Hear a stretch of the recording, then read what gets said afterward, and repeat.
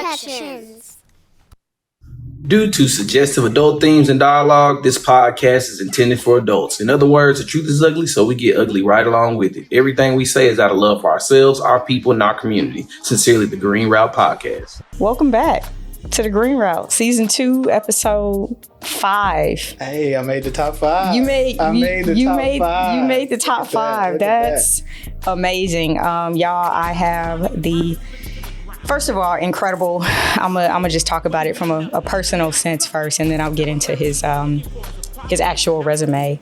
But just the incredible Marvá. So y'all, a little background on how I even know this man. I was in business school, and we met when I was in my internship, and I went back to school. We kept in touch and became friends. He actually came to my business school graduation, which was just so cool. And we started working together at the same company and literally just grew our friendship. And what was crazy was we were never in the same group or on the same team while we worked for the same company. Or on the same floor. Or on the same, sometimes not even in the same building, to be honest. But nah, those people who, I don't know, it's like your soul just knows them from another life. It's like, I recognize you. You all right. Marvá was one of those people. My mom used to call those people fast friends. Those were fast friends for you. For sure. And so Marvá was a fast friend. And I mean, it's been over 10 years now, I think, or close to 10 years. To 10. And you talk about life, just watching each other grow up and watching life happen to both of us. Good, bad, ugly. Happy times, crying, sending the tough text. Oh, yeah. Of, this is what's happening. Can you pray for the fam and all of that? So Marvá has been that person. And for me, in a professional sense, he was really the person who encouraged me to keep writing, keep blogging. I would send him stuff and he would edit it for me and catch all my mistakes and typos and grammatical errors and all of that. And really encouraged me to even do this, to trust myself and to use my own voice, to take me to the places that I wanted to go instead of, putting that goal and that dream of mine in the hand of another institution. So yeah, I love you. First of all, you're amazing. You're such a cool guy. Love you back. That was good. I like the way you did that. I see what you did there. Yeah. So Marvá, tell the people about you. Tell them who you are, what you about. Man, I'm just a little old kid from small town, Bolivar, Tennessee. But, I've traveled the world. And currently now, husband, father, believer, brother, cousin, sometimes best friend, So I just try to be as authentic and as genuine as possible and be the person that wherever I am, I need whoever that person needs me to be. Yeah. That's who I try to be. So that's who I am. Not trying to be a chameleon in a sense, but being that support system for that person or the people that I'm serving at that particular time. Yeah, y'all, Marvá is the plug, for real. If you need to know somebody, if you need, in an industry, right? If you walk up to Marvá hey, I really want to get into breeding earthworms, Marvá would be no problem. I got a homeboy from Tennessee that I grew up with who works in a lab with worms. He could probably get you, I'm telling you, anything you need, this man can figure it out. It can be the confirmed or deny that statement, but we can work on it. I'm just saying. He really is the plug. He is that dude. So no, thank you for joining me. We're gonna have a good time. We are drinking. Tell people what we're drinking. It's some stuff I ain't never heard of. So it's not it's not that exclusive. Well, it's exclusive. It's not that exclusive.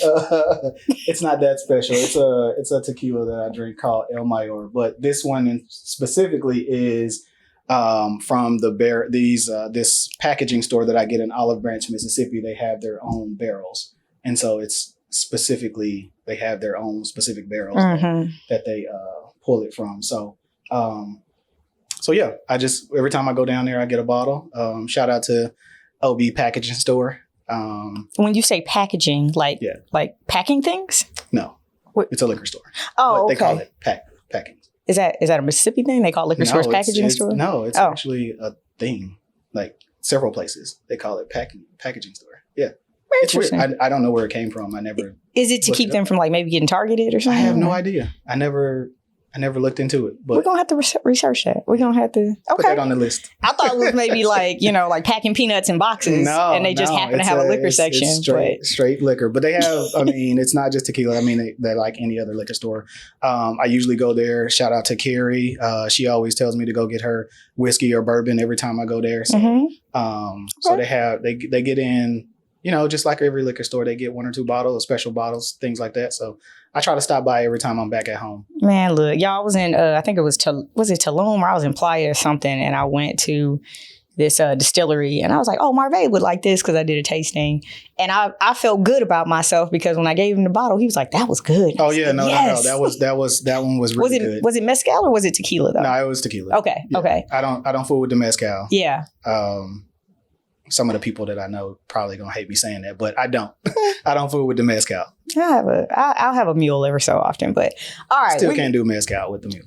It does have a different. Is it potatoes? What do they make that stuff out of? I have no idea. It's but different. Charcoal. That's what they make it out. That's what it tastes like. Crazy it tastes enough, like charcoal. I learned a bunch of stuff about mezcal when I was in Playa a few weeks ago, and I've forgotten all of it probably because I was drinking it while he was teaching me That's all the thing. things. If you go, I mean, I've done some wine tasting like that, and you kind of get caught up. You're like, oh, this is good, or you're trying to learn about the different flavor profiles, those type of things, and and before 5 you or know 6, 12 drinks in, you're out of it. Boom. So. It's a wrap. All right, y'all. Well, we got our liquor. The cussing hasn't started yet, but I'm sure it will. And let's talk some politics. Let's go on and get into it. I don't do politics, but I'm here for it though. We all do. We all do politics, okay? Whether you know it or not. You know. So what's crazy is I feel like hold on before we start. What's up? Can I give a shout out to You better remember their name now. No, I remember his name. Oh. I had a nickname for him, but Tan Suit Barry. So a couple of days ago, there was the 9th anniversary of when Barack Obama wore his tan suit. Speaking of politics, so it was a couple of days ago. I saw a notification. I like that. Yeah. So shout out to the tan suit. Make sure we put an overlay of Tan Suit Barry on the finish edition. They hated him for that. They hated him because he freaked it too. I saw some videos. They showed old clips of it, and people were hating. It was not presidential. It was too clean for him. Yeah, they didn't know what to do. It was too clean for him. He was like, what do I do with this? We ain't never seen a president look like this. Never seen this outside of the dark. And then the way he was strutting. Oh, yeah. Out the, bruh, you didn't even have to kill him off like that, Barack. Yeah. You didn't even have to do him like that. Yeah. He had his little iPad under his arm. Oh, yeah. He was ready. It was nasty. He looked like he was about to go into a boardroom and kill it. Right? Remember when he was running, like he had his basketball shoes in his hand, like he was going to play ball, and all the real ballers know, like, you don't wear your ball shoes outside, and they was so mad at him, like, you mad because he actually play ball? Yeah. You mad? But he was giving people buckets too, though. Barry had a nice little J. It's a little wet. It's a little, left-handed J, yeah. Hey, shout out. I didn't expect it. Southpaws United. Southpaws United. I love it. All right, well, yeah, shout out to, what you call him, Tan Suit Barry? Tan Suit Barry. Yeah, that's dope. When this show blows up, we're going to interview Tan Suit Barry. Now, we don't know if he'll be able to fit that tan suit. That specific one? Right. Yeah. But we'll make sure that, he has one at least hanging up as like a third party guest or something. Yeah. All right, y'all, let's go on and hop in. So topic number 1 tonight. Let's talk about return to the office. So, and the politics behind returning to the office. So COVID hit 2020. Well, 2019, hence COVID-19. But 2020, about March, I would say, it was like right after St. Patty's Day. To be exact. Oh, well, damn. That's when we got sent home. Okay. I was like, well, the night of CODA. Shout out to the network. That's crazy. So I remember we did CODA. And I don't know if you remember, but we went out the whole weekend because we knew it was coming. Yeah. Like at the time I was managing a team and I had started getting like the inklings like, hey, tell your people to start taking their laptops home, their monitors. So I knew what was coming. My employees didn't know yet. So that whole weekend, y'all, we was out the F inside because we knew that it was going to be like no outside for a minute. Did you know? Do you remember everybody at Coda we were all checking our phones up because Coda started at 5:00 and we were waiting to on see the if email, and they sent one at 4:55. Like, don't do anything. And well, we were like, we already here. Party the band on. is setting up. The band is doing a sound check right now. We can't really shut it down. That's the only reason I remember. Yeah. So March 12th, 2020, the world really shut down, or at least our part of America shut down. Yeah. And it really did change the way that those of us who were privileged enough to work in office spaces, it really changed the way we work. So a few things that I really enjoyed about working from home was that we were able to prove what we had said for so long, for years, about, hey, we don't really need to be in this office 40 hours a week. A lot of what we do can be done from the comfort of our homes. It would give us time to put a load of laundry on for people who have kids. It gives you the ability to go take your kids to school, pick them up, all of that. So really it created the work-life balance that a lot of people were looking for pre-COVID. So that went on for 2.5 years, should we say? Yeah. 2.5 years. And all of a sudden, right, once we realized that this was going to be an endemic rather than a pandemic, which it was, right, when it first started, because this was a very... differences? Care to explain the differences? Yeah. So a pandemic is something that you are able to eradicate with, a vaccine, something like that, right? People can build up an immunity, or you can eradicate it with a vaccine. Yep. COVID is a coronavirus the same way that a cold is. Right. And so even though it does have very different symptoms, there are things like long COVID, all of that, there's a higher risk of death from COVID-19 than other coronaviruses.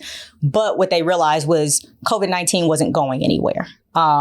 You weren't able to eradicate it. What you were able to do was build up people's immunity through vaccines, but also through them getting COVID-19 and actually having the antibodies. Yep. So it took a minute, though, right, for them to understand that, hey, this is not something we can eradicate. This is something that we are just going to have to deal with from here on out. So once I think scientists, medical professionals figured that out, then the next thing was, all right, well, my building has been sitting empty and my workers been at the house. So what are we going to do about them? So we saw a few things happening. We saw executives from these large companies saying, hey, all right, we got to start transitioning back into the office. I think it was a very gentle approach early on. Like, hey, if you want to come in, sure, you can come in, no problem. Yep. And then most of us was just like, come in for what? Like, I'm enjoying my house. Like, I ain't coming in.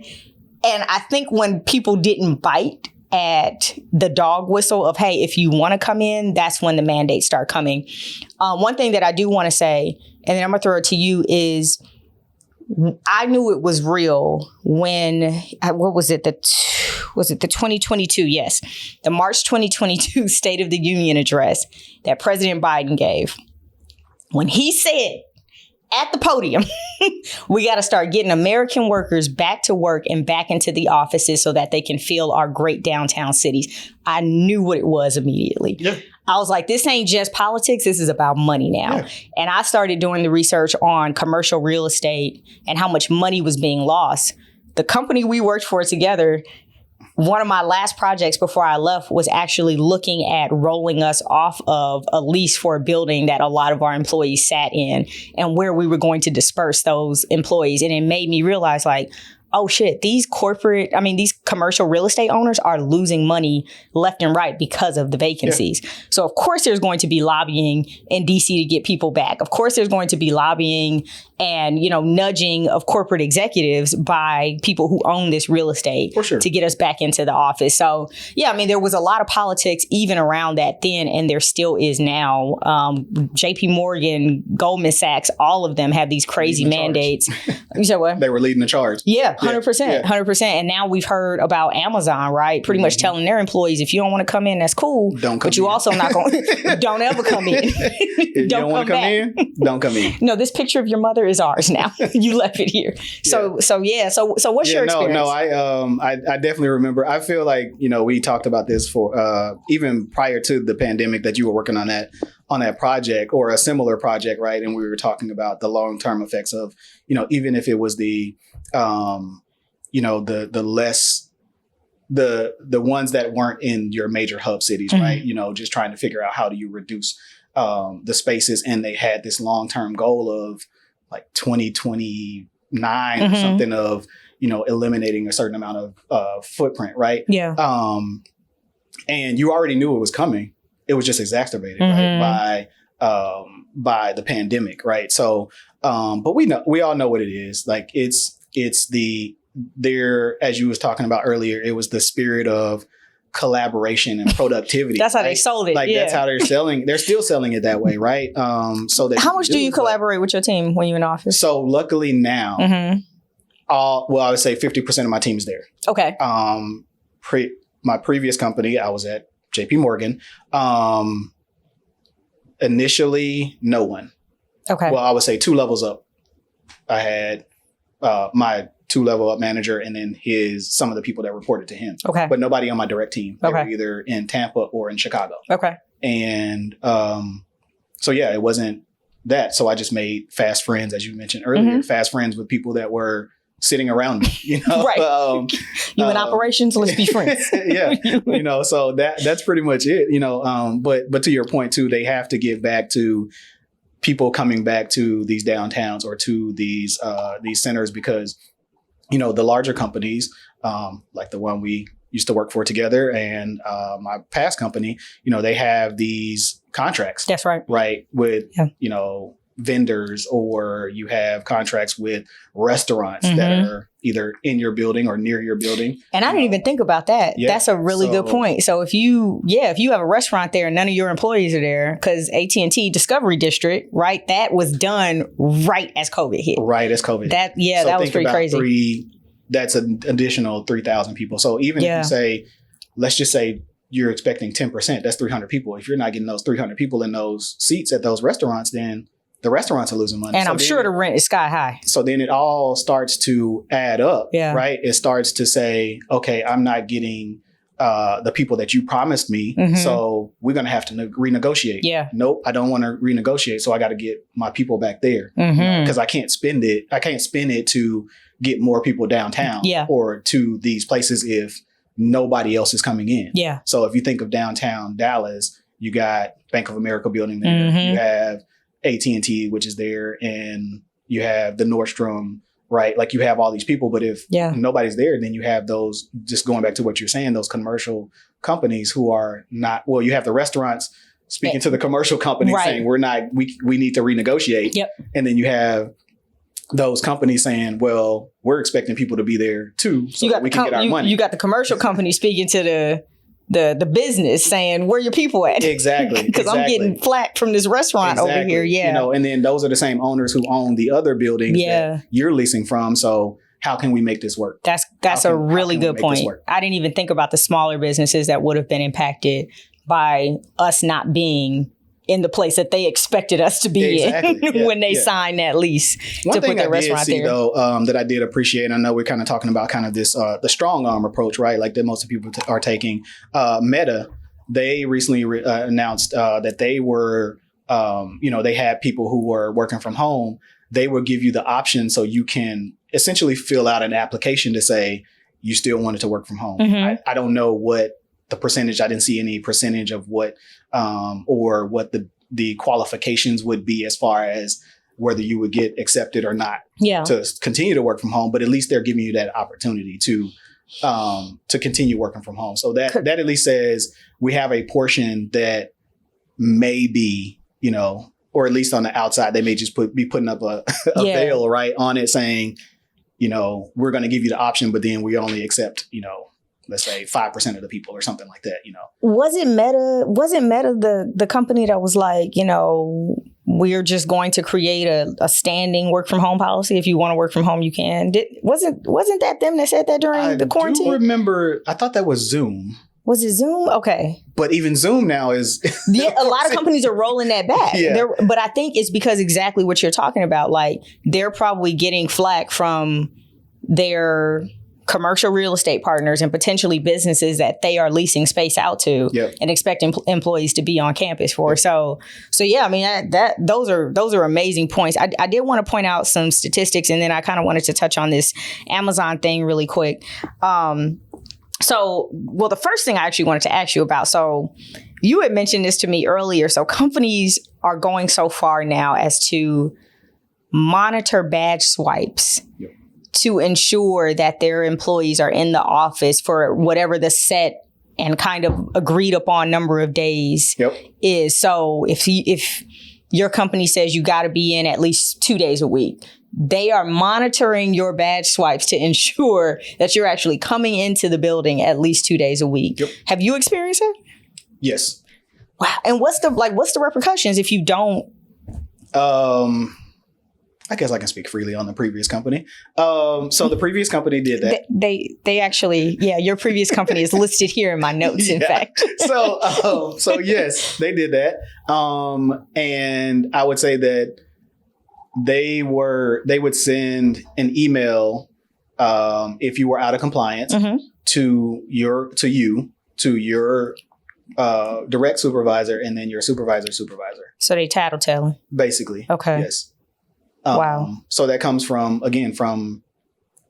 whatever IT department saying, hey, it's going to we're going to be watching you, and here is this person that didn't show up. They just send you an email with the eyes emoji.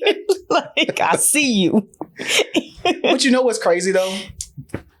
They've always done it. Like, they've always monitored badge swipes. Like, you have to for security purposes. But also remember, is it VPN or was it VPN? Like, they would make sure that you were active on VPN. Yeah, active on. So I do remember some things like that. I don't remember recently if they're doing that much right now because but that would be more for work from home, right? To make sure that you're actually logged into the VPN. Kinda. And then when we were working from home, remember they were talking about monitoring like mouse movement or keystrokes. And so Amazon, the good people at Jeff Bezos Inc. went on and created a mouse jiggler. Yeah. Under like a mouse pad. It was great. I've seen some great stuff, like the one with the fan. Somebody had two pencils on a fan. No. And so it would just move it like this. They had two pencils stuck to a rotating fan. And so it would just hit the mouse. And so it would. Oh, that's smart. Yeah. So if you didn't want to go to Amazon and buy it, you could just put I wouldn't have even thought about it. You connect to, and it just moves your mouse for you. It keeps your mouse moving. So your computer never goes to sleep. You know one thing about America, we're going to learn how to cheat some shit. We're going to learn how to cheat and steal, if nothing else. We are creative as hell. It's the American way. It's the only way to get ahead, honestly. Because I got to run and get my car washed real quick. So I'm going to set my fan up. And Why you got your fan on? Don't worry about it. Don't worry about it. It's the middle of winter. It's Dalalaska right now, but you got a fan. I sure do. Dang. Okay, I never heard that one. So I mean, these companies are going so far to monitor. But I wanted to point out some statistics that I found. So San Francisco in particular, which we will actually talk about a little later in the show. So their office vacancy rate increased to 29.4% during the pandemic quarantine. That was 8 times the pre-pandemic vacancy rate. So what you're talking about as far as like commercial real estate losing money from us being at home, like we see, and we know how expensive San Fran is. So imagine those companies not getting that money. And especially if they have loans, taxes, interest to pay on that building, if they're not getting that money, it's real. New York saw a 43% decline in leasing in Q4 of 2022. And so I think it starts to make, 2022. So I think it starts to make sense when you look at these very big headquarter type cities, right? When Biden mentioned our great downtown cities, we could pretty much point out which ones he was talking about. Of course, San Fran, Los Angeles, New York. I would imagine cities like Chicago, even Dallas, Atlanta, Miami. Yeah, we have to be on the list, right? Because as people spread out and we migrate kind of back south, you have to start putting those southern cities on that headquarters list as well. But yeah, these folks were losing a lot of money. And the sell that a lot of these companies used early on was collaboration. You've got to be able to sit in front of your coworker and see their body language and, hear the tone of their voice. And I don't know about you, we was getting shit done in quarantine. My people was working.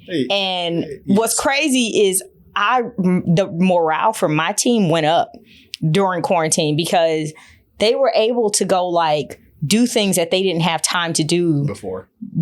Yeah, a lot of us use Friday to relax, Saturday for errands, and Sunday fun day in hopes of getting a little bit of time. So all of a sudden, those chores that you would usually do on either Saturday or Sunday, you could do those through the week. Yep. And so people were a lot happier. And I really hate that it is politics and money that's taking that from people when we know that people were just as productive. They were just as productive at home. But even the reports were saying that people were productive. So it's where does that come from? And we was all looking like, we've been telling y'all this. This is not news. But then, so you said one thing, money.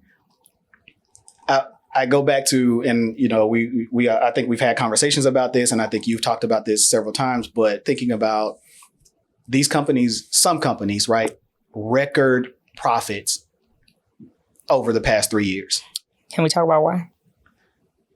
Yeah, we can talk about why, but record profits, yet we're still worried about people coming into the office because we're losing money because we're paying for buildings. Yeah. I was watching when I was in the gym today, I was preparing for this show and I happened to run across I believe it was CNBC. What is it called? Squawk Box? Something like that, yeah. Yeah, the show. And they were talking about return to office, crazy enough. And there was this guy on there. He works in New York. He's on Wall Street somewhere. He's a finance guy. And he said the quiet part out loud. And I don't know if he caught himself saying the quiet part out loud, but he was just he was selling the whole collaboration story and you need to really be able to collaborate with your team and mentorship and all this other stuff, right? But what he said, he was like, plus, you need a boss. You need a task driver. I was like, There it is. And there it is. There it is. Say the quiet part out loud. You want us back in the office so you can have a job. Yeah. And he mentioned, he was like, I'm looking out on the trading floor beneath me. And I'm just like, bro, you telling on yourself. Shut up. Who's your PR person? He was literally saying what I think a lot of people have failed to say, that quite a few folks, specifically at the senior management and executive level, they want people back in the office, not because you are not productive at home, but because to justify their big ass salaries, they need something to manage. And to manage you, it's easier to do in the office when they can come to your desk and be like, hey, how's that report going? Tap you on your shoulder. How are you doing? Yeah. He said the quiet part out loud. And I wish we would just go on and tell the truth about what it is. It's about these corporate executives who want something to manage so that they can justify their jobs and their positions and their salaries. But also the fact that commercial real estate investors are lobbying to corporations and therefore potentially to DC and lawmakers to get people back in the office so that they can fill those buildings and get their leases, and their vacancy numbers down so that they can get their revenues and their profits up. Well, and that goes back to what you're saying too, because if you think about it, if they're doing that and they're pushing for it, and you have companies that are saying like, hey, we don't have people in there. We don't have a use, or not that you don't have a use for it, but we have these buildings that are unoccupied. We can go and they can go and say to the commercial leasing companies or to the people who own those companies, just say, hey, we don't have people here. Can we renegotiate that rate? I want to pay $5 a month because ain't nobody in your building. Five. Yeah. I know it's supposed to be $5,000, but ain't nobody here. And so they're like, no. And so now it's all like a cycle, right? Like it's all a cycle of, hey, who's grabbing on who. The restaurants are talking to, the companies, and the companies are talking to the commercial companies. One other thing, kind of a funny story. So when I had a shift in my role at my last company. And so I did have people that were on my team who were located in my same city. So the funny part about that, as far as collaboration, as we're talking about that, is we would have a team meeting. We would all be in the in the office that day. We wouldn't go to a big office, a large office, and take the meeting. We'd be at our desk on Zoom. On Zoom. It's like texting from the other room. Hey. Or texting from the other side of the couch. Can you bring me some chips? Yeah. So that's, Dang. We know what it is, like you said. So that office ain't even making you collaborate. Yeah. No. I love it. I love it. Y'all let these people stay at home. We happier. And it just keeps the riffraff out. I'll say this too, though. I'm one who, it doesn't bother me. I actually get energized from being in the office and seeing people in the office, right? But you like people. Yeah. Yeah. What about me? You like people too. Some people. I like moderation. You. There we go. But that's what I'm saying. So I think taking that into account and giving people the option, not everybody wants to say, like, not everybody says, hey, I want to stay at home well, some people do. Victor was in the office all of quarantine. Yeah. But Victor's a people person. Shout out to Vic. We love you. Happy belated birthday. Yeah, happy belated birthday. We love you. Saw him today. But yeah, so, that's the thing. Give people the option. What's wrong with giving people options? You can't I guess they did, right? You said last year. They tried. And you Negroes didn't take it. I was like, officer, home, please. Gotta be faster than that. Gotta be quicker than that. Hey, that's funny. That's funny. All right, we done spent a lot of time on this topic. We have got to move around. It's a good topic. Yeah, it is. All right, y'all. Let's go on and jump into number 2. This is good. Okay. Can I? Yes. Whatever you got, give it to me. Money Making Mitch. Ooh. Did you see him today? I did. I like that too. Money Making Mitch. That's cute. We get some shirts. So, what if he's playing us? What you mean? So the first time, maybe that wasn't on purpose, right? What about this time? It was like today. It was on purpose. I think that man's sick. I'm not disagreeing, but I'm saying, what if it's on purpose? What if this time, because it wasn't a controversial question, but it was kind of a, one of those questions of like, I don't want to answer that. I'm not saying he is. I just want to throw it out there before we go to this topic. So we can go to the topic. He's like, I'm going to use my age to avoid hard question. Damn. I mean, some people are evil genius enough to play the long game like that. It's not something I would have came up with, but it's just a thought I had. Today when I saw it. Money Making Mitch. Yeah. Let me find out every time he get a hard question, he frees up. All right, let me find out. Yeah. Okay. Oh no, but go ahead. We're going to also overlay that picture because, yeah. Yeah. All right. So we got to talk about Trump's lawyer going to the hearing to set his trial date with Judge Tanya Chutkan. First of all, let's go on and talk about who this woman is. She is originally from Jamaica. She came here, went to George Washington University, became a lawyer, ended up becoming a judge. She was appointed and confirmed through the Senate during the Obama era. Unanimous Senate decision, I believe, as well, to appoint her. So this judge, Judge Chutkan, she was randomly selected to handle setting the trial date for Trump's federal trial in D.C. And this is all around the election issue and him attempting to overturn the election results and refusal to have a smooth transition of power, all of that, right? We all saw what happened. So she takes the hearing, right? And the transcript came out, and this is where I laughed my ass off. So number one, a lot of y'all will probably remember hearing that Trump's lawyers were asking for a 2026 start of the trial for crimes that were committed at the end of 2020. Let's remember that, right? We're talking 6-year span. We're supposed to have the right to a speedy trial in this country. Correct. Right? So she takes the hearing, and when you read the transcript, you just realize that they tried her and she was giving them that work. Point blank, period.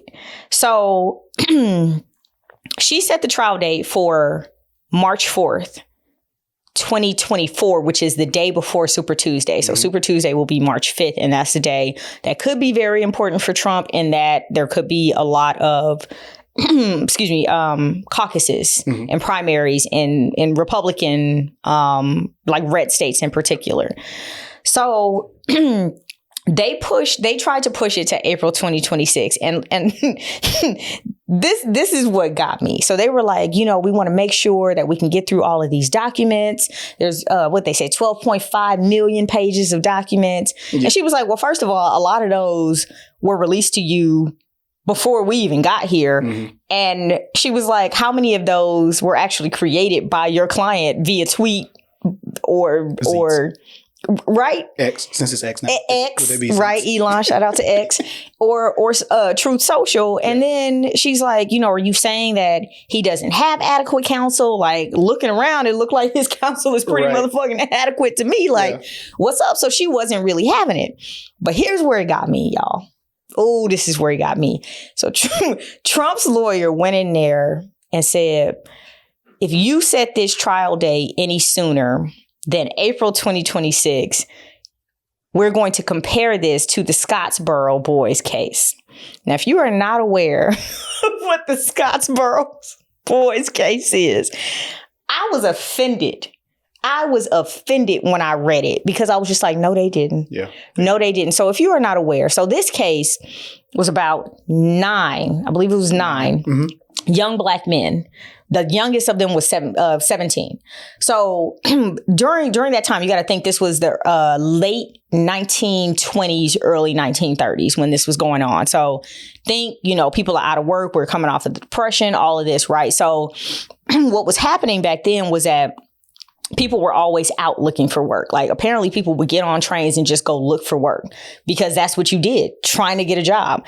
So here are these young black men on a train, they get off at a specific stop. And apparently when they get off, a couple white women also get off with them. So people on the train start thinking like, okay, what's up?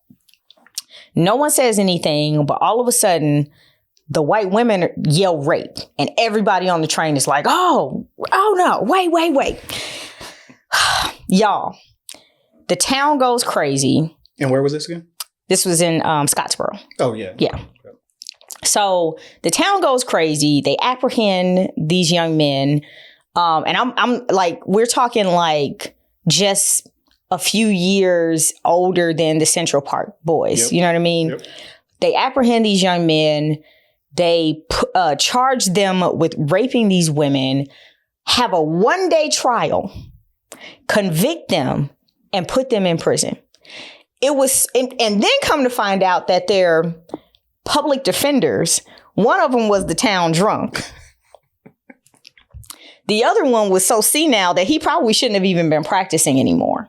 So they get convicted. It was so bad that even in the late 1920s, early 1930s, the Supreme Court looked over and was like, okay, all right. Hold on. Easy, killer. Hold on. Hold on. So it goes up to the Supreme Court. Supreme Court says, nah, y'all need to give these boys another trial. I want to point out that one of the women had already recanted.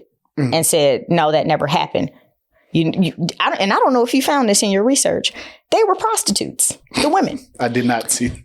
I believe it's called the Mann Law or the Mann Act, prohibited people from crossing county lines for, what did they call it? For like non-moral reason, like immoral reasons, I believe is how the law is written. They knew what they was going into that new town to do, and they didn't want to get caught up, so they screamed rape. Gotcha. They go get a new trial for the boys. They get convicted again. The Supreme Court takes the case again, ends up overturning it. But what's crazy about the situation, the youngest of them was 17 when he went in. All of them were given the death penalty, I also want to point out, except for the baby boy, the one that was 17. He was given life in prison. It took 30 some odd years for the last of them to get out of prison. for the last, even though when they really looked at the evidence, when they put everything together, they even looked at like the way the train was constructed and realized not only did these boys not do it, there was no way they could have done it because of the way the train was constructed. And I'm just sitting here like, no, you didn't walk into this woman's courtroom and compare a 1-day trial for something that not only these boys didn't do, but couldn't have possibly humanly done. Right. To you asking for a trial date that's 6 years after the trial, after the crime, the alleged crime, let me be fair, the alleged crime was committed. I love that she was just like, don't play with me. March 4th is your date. And I'm offended that you would even compare this case where those boys had a drunk and a senile old man for counsel to what you're dealing with here. Yeah. And that's all I really have to say about that. It's crazy. I do have a question though in regards to that though. Like what's the play? What's the 2026 play? From your perspective. Why they were asking for 2026. I think Judge Chutkan called that out too. She was saying that if you wait that long, a lot of the witnesses could be unavailable. Their memories could be gone, but also Trump could be unavailable at that point. So my question was, and I did research, but I didn't really like write much on this topic or do like think pieces on this topic specifically. But is it more so because that he's expecting to be in office? There you go. Okay, that's okay. Where I was hoping you would get. Okay, because it's a federal case, it would be covered under presidential pardon. Okay. So if he wins the election, he can pardon himself. Yeah. 100%. So the thing is that Georgia case, which has state charges connected, there's no presidential pardon for that, baby boy. Yeah. So they are actually asking for a speedy trial when it comes to that. Okay. But that federal case, I do truly believe that he thinks and his people thinks like he has a good chance of winning. And to be honest, he does. I mean, he really does. And so I do love that she is being fair and saying like, I think she said there's only one case in the history of like federal courts where they've waited that long to go to trial. And she's like, nah, like, he's the former president, but he's also a defendant at this point. And defendants don't get to choose their trial dates, period. So I did see the piece where they were also talking about the fact that it's before Super Tuesday, the fact that people are going to be out there on the campaign trail. He's going to be out there on the campaign trail. He has to make appearances and all that. I'm just like, it's one day. But his base is so crazy that him going to trial the day before Super Tuesday may actually help him. Listen, I don't mean, I don't know. I want to say this in the right way. I want to have my friends believe in me as much as his supporters believe in him. I agree. I don't know if that sounds bad, but my friends y'all are lacking. Y'all are really not doing what you're supposed to do. I don't know if that sounds bad though. Like I don't want it to sound bad. I just want them to be like with me for real. I want to commit crimes and y'all still share my content. I want to commit crimes. I'm just saying. But I'm just saying that in the grand schemes of what we're talking about, yes. When we're talking apples to apples. Yeah, like I still want y'all to be like, nope. That's my boy. Yeah, nope. He didn't do it. Murdered who? Like Cat Williams said it best, right? Like, yeah, I want you to pick up the phone and be madder than me when somebody tell you that I committed a crime. That was AI. That ain't him for real. Like, yeah, no, he would never do that. Would never do ever. That. Ever. He's a stand-up guy. I mean, he was with me the whole night. The whole night. Yeah. Look, I got pictures right here. I agree. Like his base rides for him the way like. I'm gonna be honest, some of y'all mamas ride for y'all ain't shit sons. Like, just be lying for him. Man. Just no, he would never. He was the sweetest kid ever. Yeah, right. Terror. And it's funny, man. I just, you kind of watch all of the Jimmy Kimmel, the Daily Show.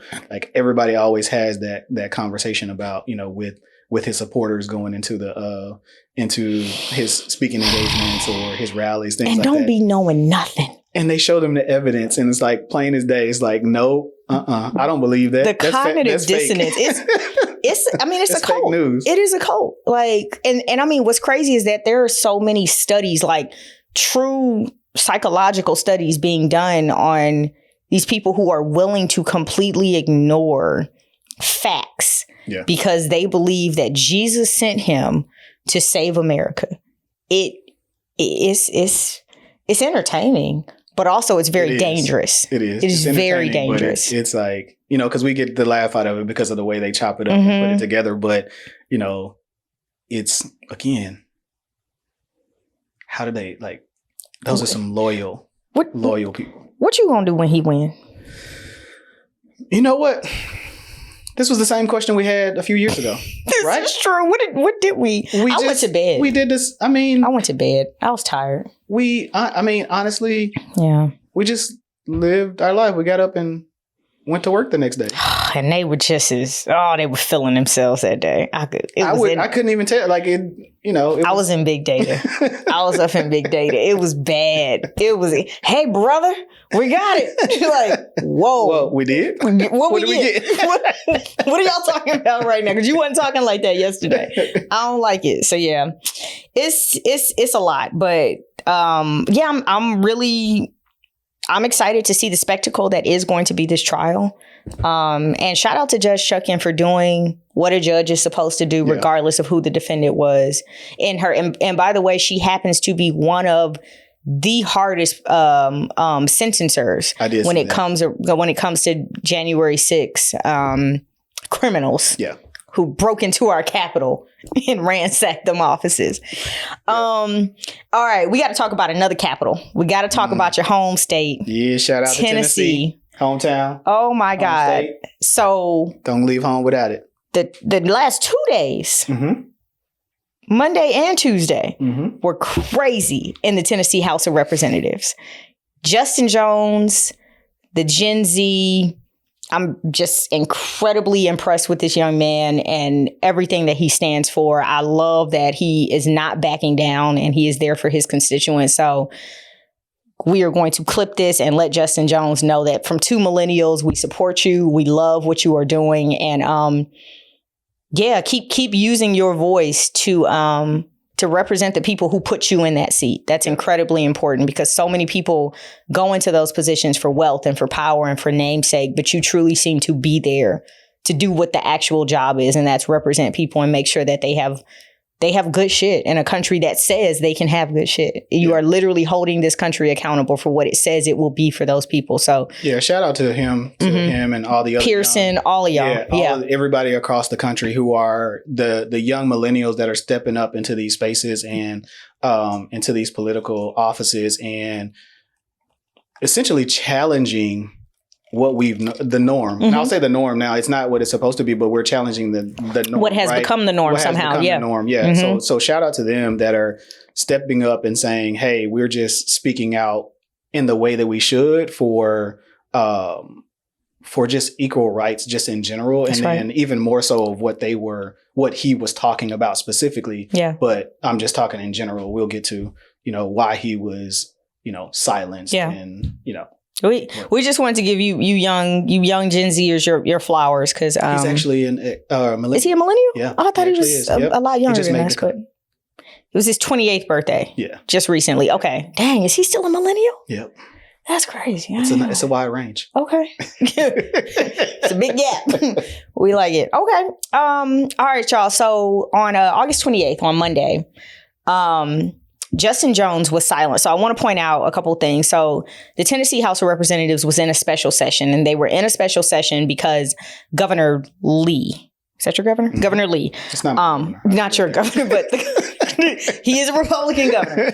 But he called them into a special session, and here's why. So remember the late March shooting at the Covenant Christian School that claimed the lives of three babies, 3 9-year-olds, and 3 adults, faculty members. So he told them before the regular session ended, to pass an order of protection law. They failed to do so. And when he found out they failed to do so, he was like, hey, get your asses back to the Capitol and pass something. So they ended up in a special session. It was all about public safety. That's what the session was supposed to be about. So they're in there for about a week. Nothing has been passed. So Justin Jones gets up and talks about some of the proposals that have been put on the table. One of the proposals in particular was talking about if private schools in the state of Tennessee should have the right to to have their own handgun carrying policies. We're talking about private guards, officers, and things like armed guards on the campus. Yep. Justin Jones gets up and says, we don't need more armed guards. We need mental health counselors. We need mental health professionals. We need better pay for teachers. All things which I think make sense. Makes sense, right? 100% sense. They said that he was out. He had strayed off topic. Now, in the regular session, I want to point this out as well. The GOP-dominated House had passed a series of rules, decorum rules that said if you stray off topic, you could be silenced from anywhere from a day for the rest of the session. Right. Yep. Now, apparently they called this straying off topic. In my opinion, it's not. It is a rebuttal to a bill to exactly what you're talking about. Is being debated on the floor. Exactly. Right. They said he was off topic, silenced him for the rest of the day. When they silenced him, the Democrats apparently left the chamber. In the chamber were was that the one where they had the little scuffle? That was the day after. Okay. That was the day after. Yeah. Oh, it's getting better. So they left the chamber, went into the gallery along with protesters that were there, including mothers of children who survived the Covenant. Parents, I should say, not just mothers. Parents of children who survived the Covenant shooting. They started chanting that the speaker, Cameron Sexton, was a fascist and a racist. I want to also point out that both Justin Jones and Justin Pearson, when they were expelled in April for siding with their constituents in a protest about gun violence right after the school shooting, they literally said, remember when they gave their remarks at the podium, that he was using this chamber and using the House body as like his own little kingdom, that he was a dictator, he was a fascist, all of that. So here's all these chants, right? Sexton, the speaker, tells the state troopers to have the gallery cleared. Out. Get him out. Right. Get him out of here. I don't want to hear this stuff. Next day, what you're talking about. So Justin Jones was silenced for the day. He goes back in. Oh, wait, let's back up to Monday, because one thing that we forget is that earlier that day, Justin Jones had called. Yeah. Oh, okay. Yeah. He sent a letter to Cameron Sexton's office saying, hey, I'm calling a vote of no confidence in you as a speaker.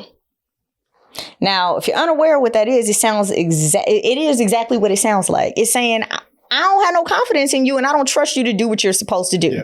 If you are in a position of responsibility and someone calls a vote of no confidence, it's pretty much saying that I do not trust you to be able to fulfill the roles and the responsibilities of the position that you are in. Yep.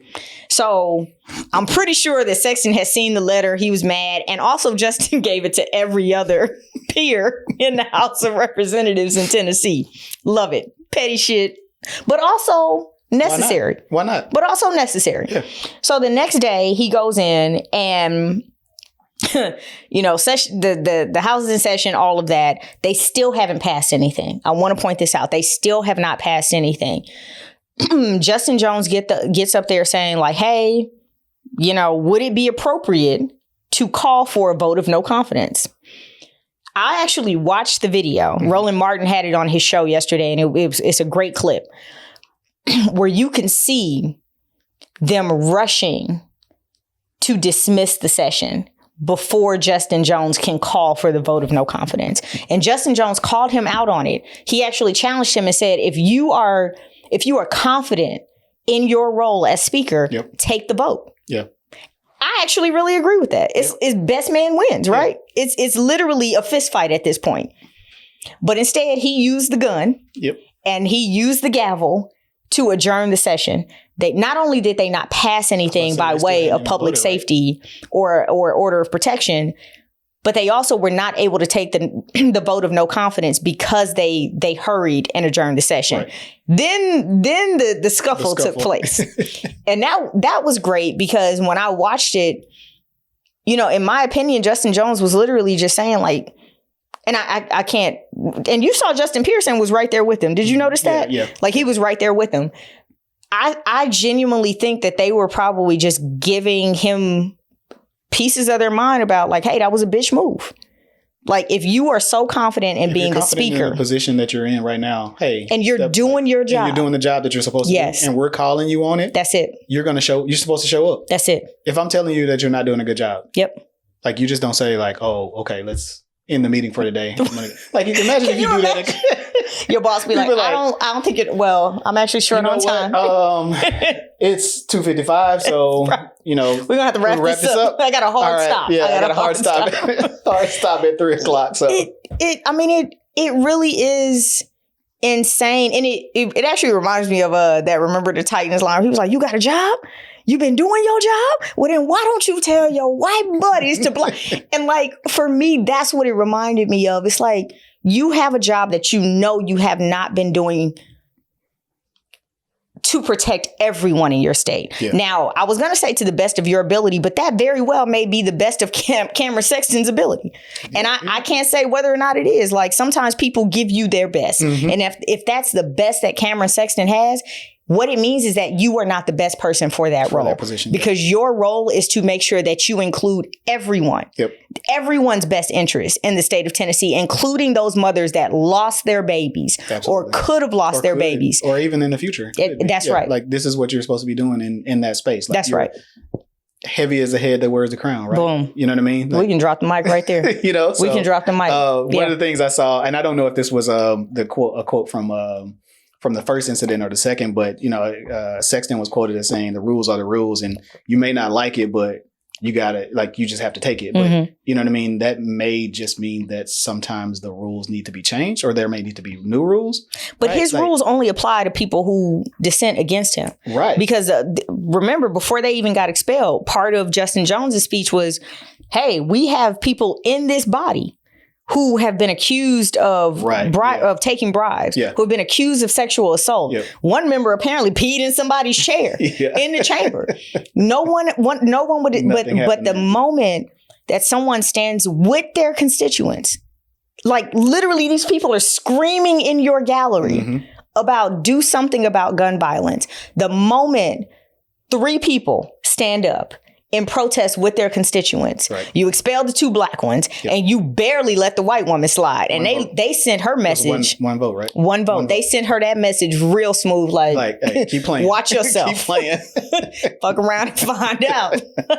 So yeah, I mean, the rules are the rules, but you are applying the rules only to the people who push against your agenda and what you want.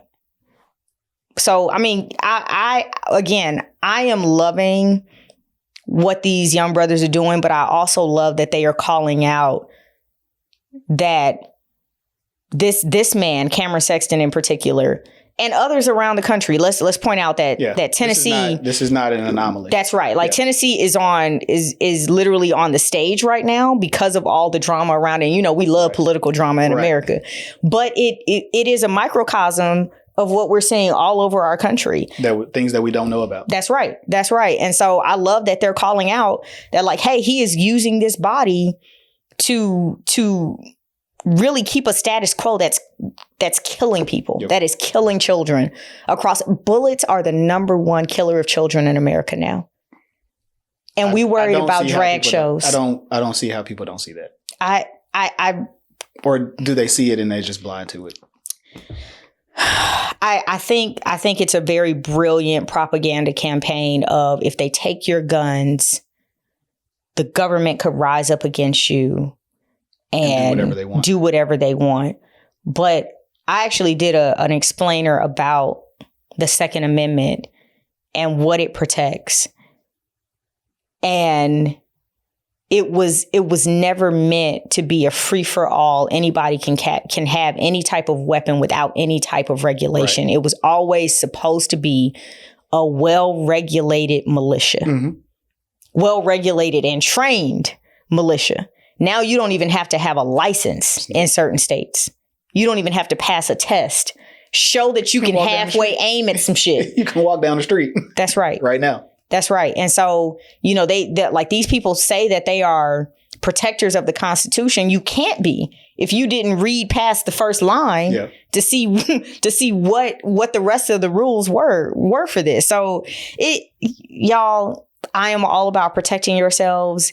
And again, the Second Amendment is also about protecting ourselves from foreign invaders. That was also part of it, that any civilian could become a soldier in a moment's notice if needed. If somebody come and put their little raggedy boots on our soil, we could take up our arms and become soldiers and members of armed forces to protect our nation.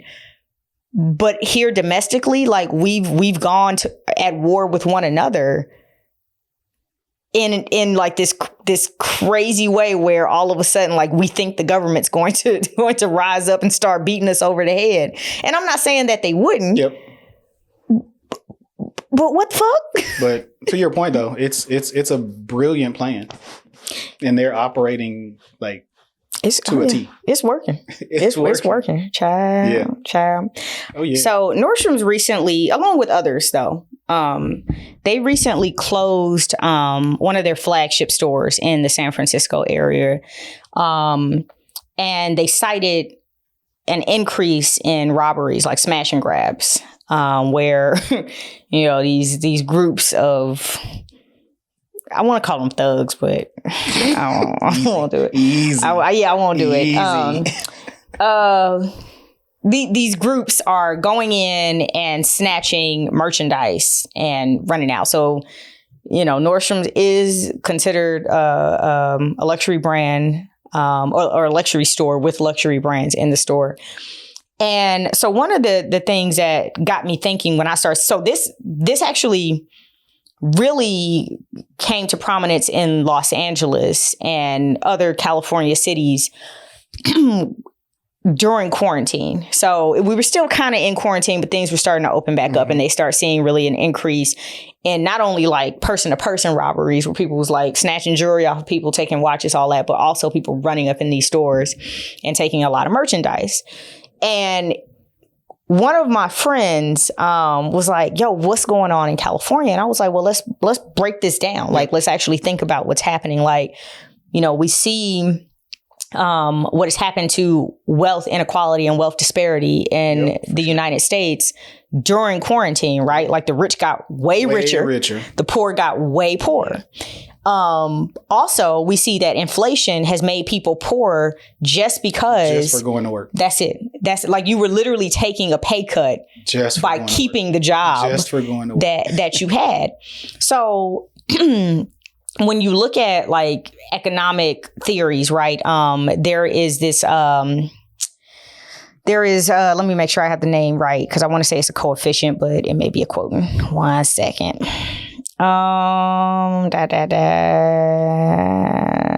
Policymakers. Yeah. So, it's called, the Gini coefficient. And it really looks at income disparity and income inequality, and it bases it off of, several factors.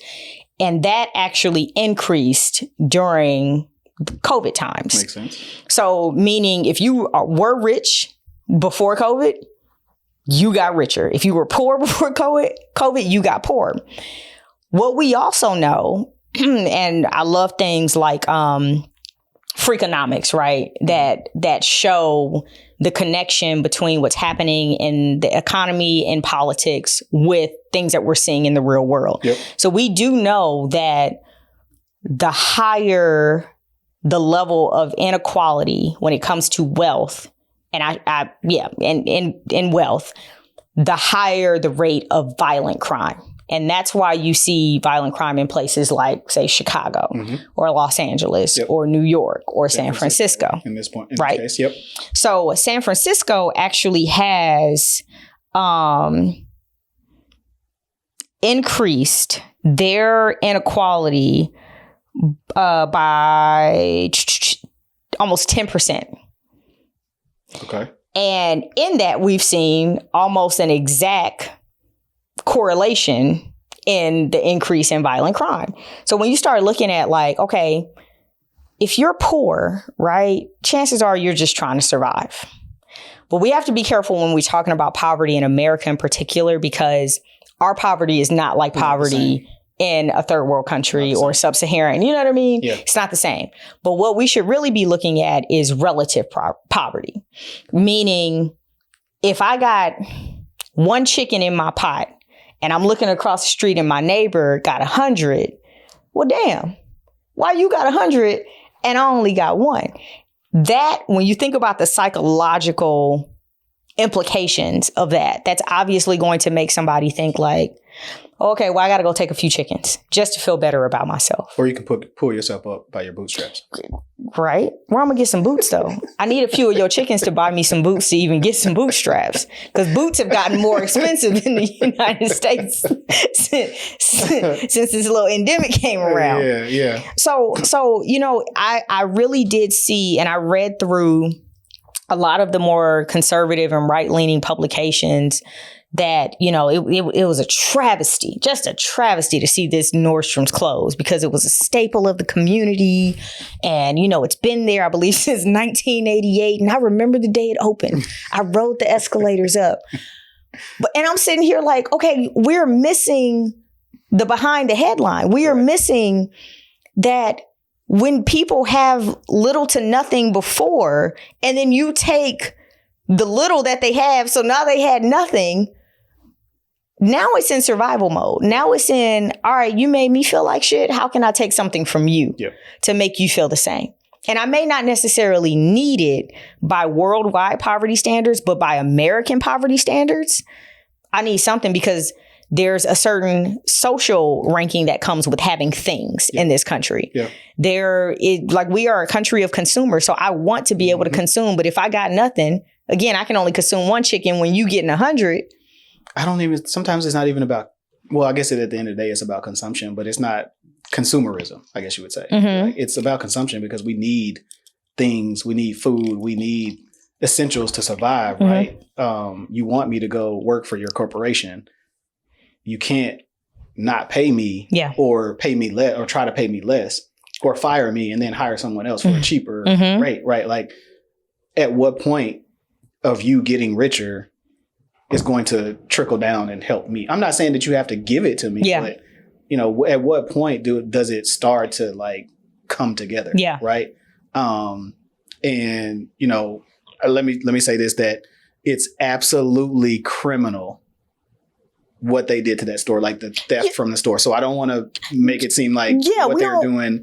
We don't condone criminal activity on this show. Absolutely not. Were we just talking about a couple of segments ago with Trump? You said if you did crime, you wanted somebody to believe. Never mind. No, I was comparing apples to apples. I was just saying. I'm just joking. Don't worry about it. You know what I mean? No, but no, it's almost like in America, when we see a problem, like my arm is broken and you give me a Band-Aid.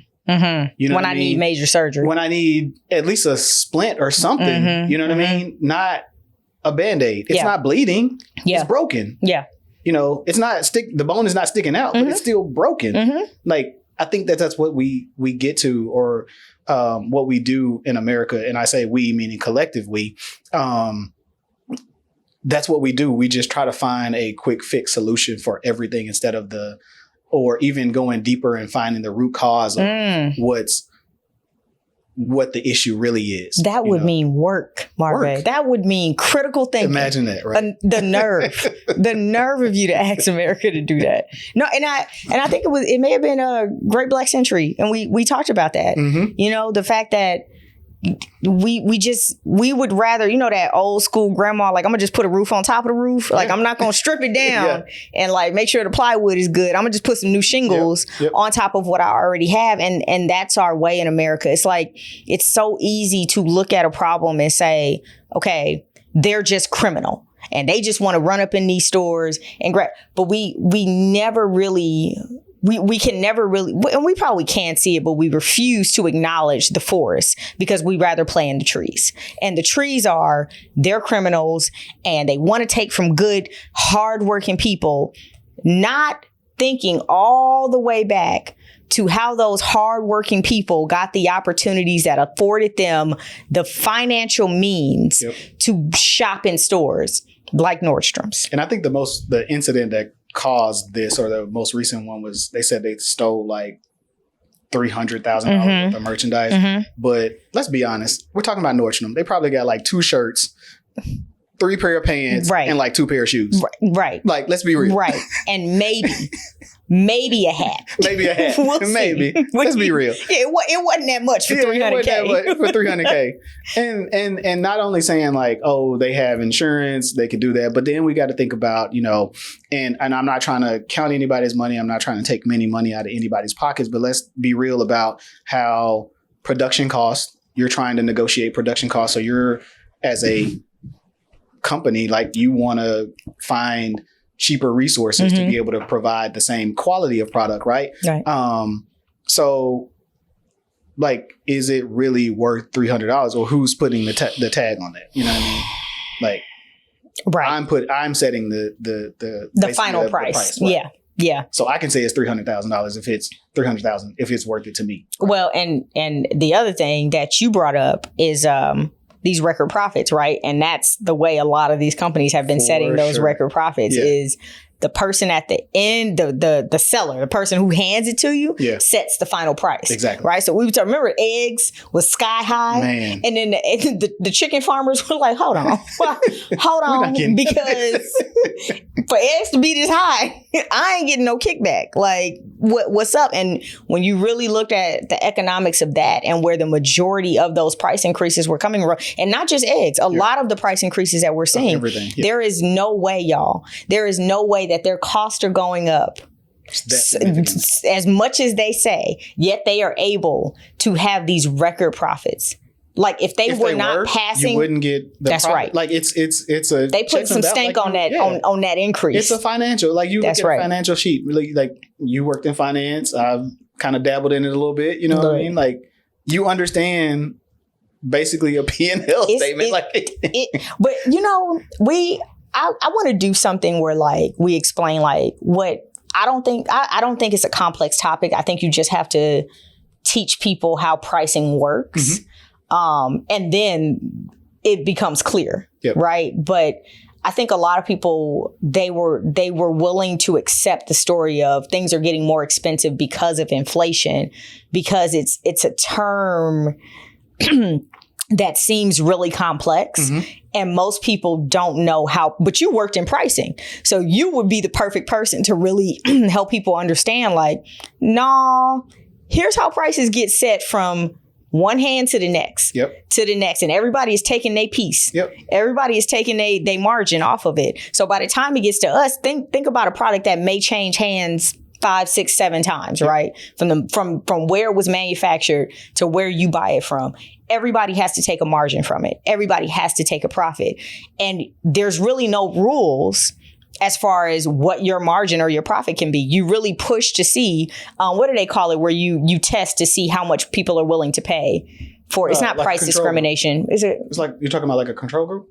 Yeah, but it's like, okay, I'm going to set a price. I'm going to set a carton of eggs at $7 and only 2 people bought them. But if I set it at $5.99, all of a sudden I got 20 people buying them. So it helps you to like know exactly what the limits are, like of how you can price something. There's a term that I'm sure you'll text me later. But yeah, like when you really think about it, you know, Nordstrom's, it may be selling you $300,000 worth of merchandise, and they very well could be taking $30,000 of profit off of it. You don't know. Easy. I'm just saying. I like to point out that during the egg situation fiasco, I bought 15 dozen at one time. Money. So I was good. Wealth. No. What? That's wealth, y'all. It wasn't. It was a good financial decision. You invested in eggs. What did you keep? Do eggs go bad? So, yes. Okay. However, this was it was a long time before they went bad. I was trying to find somebody with some chickens. Cozy up to somebody with some chickens. There were a lot of other people. Like, anybody got chickens? Like, I am more than willing to come over and help raise them. I'll read to them. What's the farm? Bonton. They ain't got no chickens over there. They don't have chickens at Bonton. If Ples got some chickens, he didn't tell me. I've never been to Bonton. I'm sorry. Ples will be on this show soon. And if Ples has some chickens over there and didn't tell me, it's going to be a problem. He might not, but I'm just saying. Okay. All right. Well, no. So you said Bonton. That's not Ples. I'm thinking Oak Cliff Veggie Project. Okay. But Bonton is the other dude, the hippie dude. He's nice though. Is he? He's nice. Yeah. Okay. I never met him. His dogs fight with the pigs all the time. It's hilarious. Like, so the dogs walk over there and be messing with the baby pigs, and then the mama pig like jumps in, and so then there's like a scuffle, and then he'll yell at them, and they separate. It's great though to see. Video of it? Actually, next time I go to Bonton, I'm gonna try to see if I can get a picture. No, next time that you go, let me know. Yeah, I want to do brunch there. They have a really good restaurant. I heard about the food. Yeah, I heard about the food there. Okay. I'd like to take the family out there. Shout out to Bonton. Like, that's great. I love Bonton Farms. Their honey butter, if y'all haven't had it, get after it. It's fattening, but very delicious. I don't do the dairy, but I do try to. Take you some Benadryl because it's worth it. It's all good. It's worth it. All right, we got to get to this last topic so we can get to what you are working on, my friend. All right, what are we talking about? Okay, let's talk about these children being in debt in America. Listen.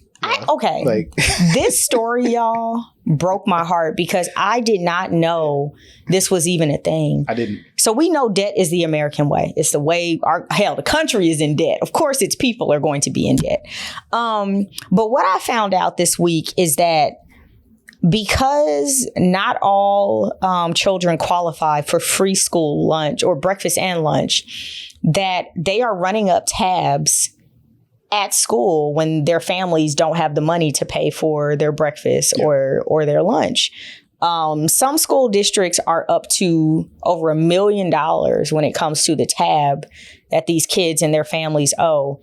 But what made me really sad about this, so it took me back to my K through 12 days. And let me tell you something about Deborah. Deborah that's my mother. She was a big believer in I'm a taxpayer, so I shouldn't have to pay for nothing extra. That was my mama. So she made sure she did. In Bel Air, where you were from? Yeah, exactly. Okay. Bel Air. Mm-hmm. Shout out to 73rd between Broadway and Main. The homies. But yeah, so she did everything she needed to do to make sure that my sisters and I got free school lunch. Now, I don't know what it is now, but back then that was like social death at school to have free lunch. Like you had lunch tickets, oh my God. Like, and if you had a specific color, because that meant your lunch was free. Yep. Mine were blue. I don't know what color yours were, but my shit was. I didn't get free, but mine was free. Deborah made sure my lunch was free. So, these kids, right, are going up to the cafeteria, the lunch folks, and sometimes they end up getting a lunch, even if they can't pay, because the people behind the counter are like, this baby needs to eat, which I 100% agree with. 100% agree with.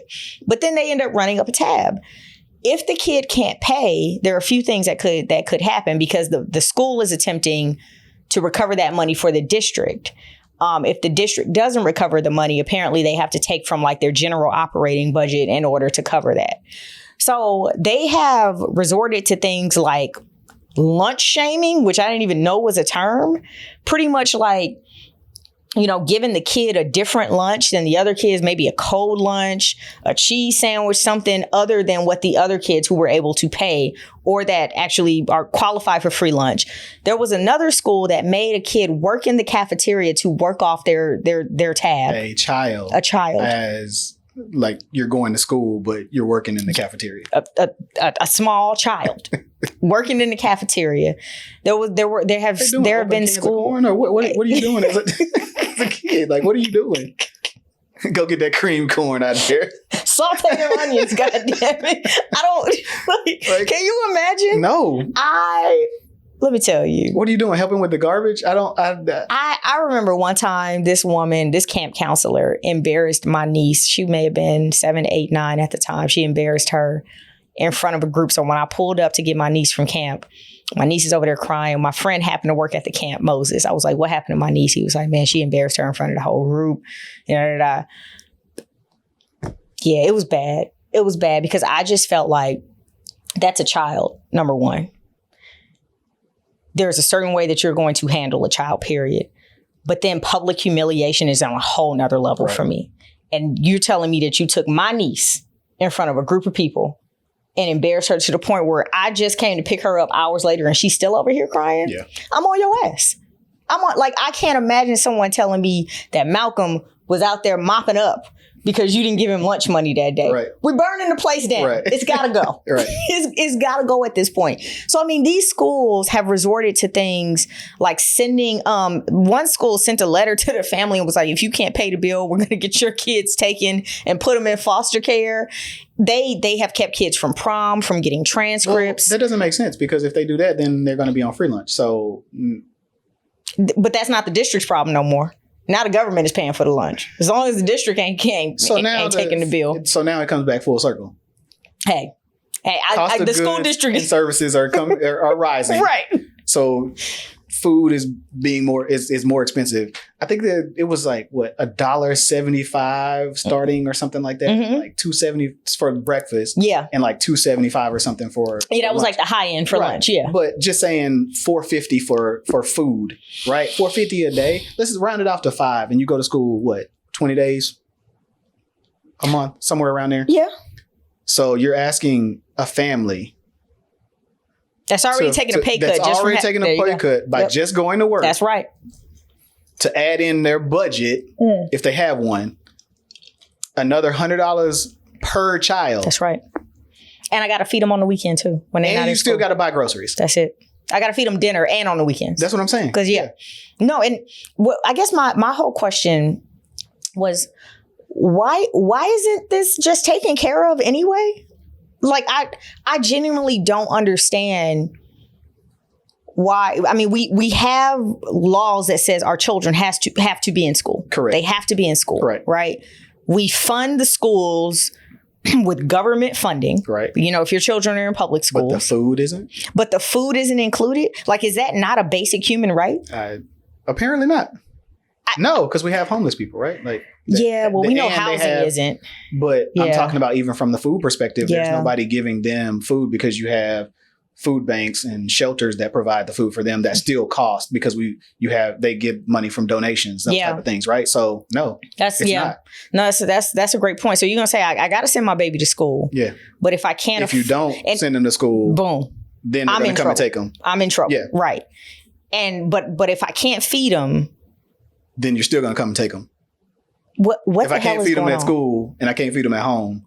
Like what is happening in this country where we even have to debate whether or not these children should be able to eat when they're at a place that they are mandated to be at? And you're saying that if they can't eat at home, if it's a struggle for them to eat at home, they should be eating at school, and then you're still. That's it. And Congress, by the way, ended the program that provided free lunch to students during quarantine. So remember, like school districts had to have like the pickups and all that, which I thought was fantastic because how much of a burden was that going to become on families that had their kids home all the time? And you know, some of these kids be eating. Right. Like, trust me, I know. If they I understand. They eat. You know what I mean? So and then there was like a program that I think provided funds for parents to it was just like a card or something, I believe, that provided extra funds for them to go shop for groceries, which I thought those were fantastic ideas because that is truly a financial burden, given that I'm used to this kid being in school most of the day and I really only have to worry about dinner. Yeah. I can't imagine my mom having to be like, wait, breakfast and lunch, and then I got to come home. You may get breakfast, but for sure lunch, right? Like, it's the thing. So yeah, y'all, they are shaming these kids about not being able to afford lunch. And what's even worse, not only do they have these kids sweeping up sometimes in a cafeteria to try to pay off these bills. That's so crazy to me. Like, I can't even imagine, even high school, right? Like, I still can't imagine that you're like, nah, I can't go to basketball practice because I got to go help take the trash out in the cafeteria. Right. Because I couldn't pay for my lunch Because today. I couldn't pay for lunch. But I'm winning games for you. But so and then some districts are actually keeping kids from getting transcripts, keeping them from prom, things like that. And I mean, if you have applied to any college or university, you know that part of that application is your official transcripts from your school. So imagine not being able to get that sealed copy upon graduation or whatever. And I remember specifically, like I think you could give an unofficial until you graduated, and then you had to deliver the official when you got to the actual campus. Yeah. So imagine them getting kicked out of college because their family couldn't pay the $100 bill from their breakfast and lunch through high school or whatever. And now I can't have this opportunity to, further my education, whatever, because the district said they want their $100. Well, it's going to be trouble anyway now with the repeal of the affirmative action. So, oh God, y'all ain't getting into college anyway, right? So you ain't getting into college anyway. Yeah, so it's going to be trouble there anyway. But yeah, I just again can't even imagine like anything that they're like, any of that. Like, It's I can't trash. imagine. It's trash. It's trash. All right, y'all. Well, we got to get into Marvay's interview. I want to, and I don't know how much of this you can talk about, but I definitely wanted to talk about the project that you're working on. And then also... Which one? The liquid gold. Oh, okay. Yeah. Yeah. Okay. Is that cool? Yeah. Okay. We can chat about it a little bit. But also what you're doing by way of personal finance, financial freedom. So a lot of our topics today really did talk about, wealth, income, inequality, all of that. So y'all, Marvá does a ton of work around financial freedom and just ensuring that, people are able to figure out where they want to go and get there in a timely manner. And for me, that's very important because I think we talked about just last week how a lot of millennials are starting to believe that they'll never be able to retire, which is very scary to think about. So yeah, take it away. So number one, like, tell me about financial independence, financial freedom, and really how you got into that. So honestly, for me, I would say I graduated college and started working in 2005. Mm-hmm. And I remember making this post and it popped back up like a couple of weeks ago. And I said, or maybe it was a while. It was longer than that ago, but I have it saved. And it said,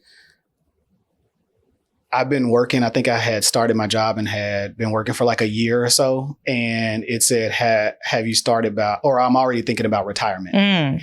And one of the things that I did talk about to all of my friends, family, whatever, I was like, I'm retiring at 35. Mm. Mm-hmm. Didn't have a plan, didn't know what I was doing, just kind of out here, living life, but never really had a plan to how to strategically get there. Mm-hmm. And never really had anyone that was kind of mentoring me in the way to get there, right? Okay. So my whole goal with everything that I do now, from mentoring to, talking about financial wealth and wealth building and leaving the legacies and all those things, is I want to be what I needed during that time. I love that. Yeah. So that's where I am now, is being able to give back to those who are coming behind me, or even my peers, or even those who are ahead of me. If I have the knowledge, like I'm sharing the knowledge, whatever knowledge I have. So that's what that's my whole goal, is to just give it to, but specifically giving it to those who are just starting off their career, or early career professionals, or maybe college students. Okay. So you're focusing on like early 20s, people who are still pretty early in like their I guess like really at the beginning of the career, just kind of jumping in. Yeah. So, and not even from a financial standpoint too. I want to point that out. It's not even just financially. It's, figuring out what I like to say. And I know you sat in on that conversation that I had at SMU. Shout out to the Mustangs. Yes. But figuring out what your superpower is, right? Like figuring out what makes you, and figuring out what you want to do for essentially the rest of your life. Right? Like, we all know that we're going to need money, but money is just a tool, right? But you want to have all these experiences. You can have these experiences throughout your corporate career, professional career, your businesses, your life, right? Mm-hmm. You can have them, but you just need to figure out how you can do it without saying like, oh, I got to go make a certain amount of money to be able to have these experiences. And I don't think that that's necessarily true. Like, you may have to have money if you want to, like go and live in Dubai and like have race cars and things like that. Yeah, that's going to cost a little bit more money. But for you to live a life that's peaceful, that is impactful, right? Like, you have to have money. And I keep saying that, but money is a tool. Yeah. Right? Like, it's just a resource for you to get there. It doesn't mean that you have to have this large amount of money to do these things. So are you helping them to understand like lifestyle creep? Because I feel like that was a big thing for me. That's a part of it, right? Yeah. Like, because, you think, okay, I want to get this job, or I want to move up the corporate ladder, or I want to, I want this new job. And a lot of times I'll have, some of my mentees, they'll say, oh, well, I want this new job, or I want a new job. And I'm like, why? And the answer is always, I want to make more money. And it's like, why? So my question but why? Yeah. Why do you want to make more money? And it's like, oh, I want to, buy a new car or get a house or, these things. And it's like, okay, that makes sense. And that's okay to have those goals, but really figure out what it is. Like, how can you do that and still be, to your point, not have lifestyle creep? Because you can get, this new job and you go out and you say, oh, I want to get that car. I want to go get this, Mercedes or whatever from the Honda that I'm driving. And now you come and you're starting to pay that $500, $600 car note. And you're like, I don't really like this car note, so. Yeah.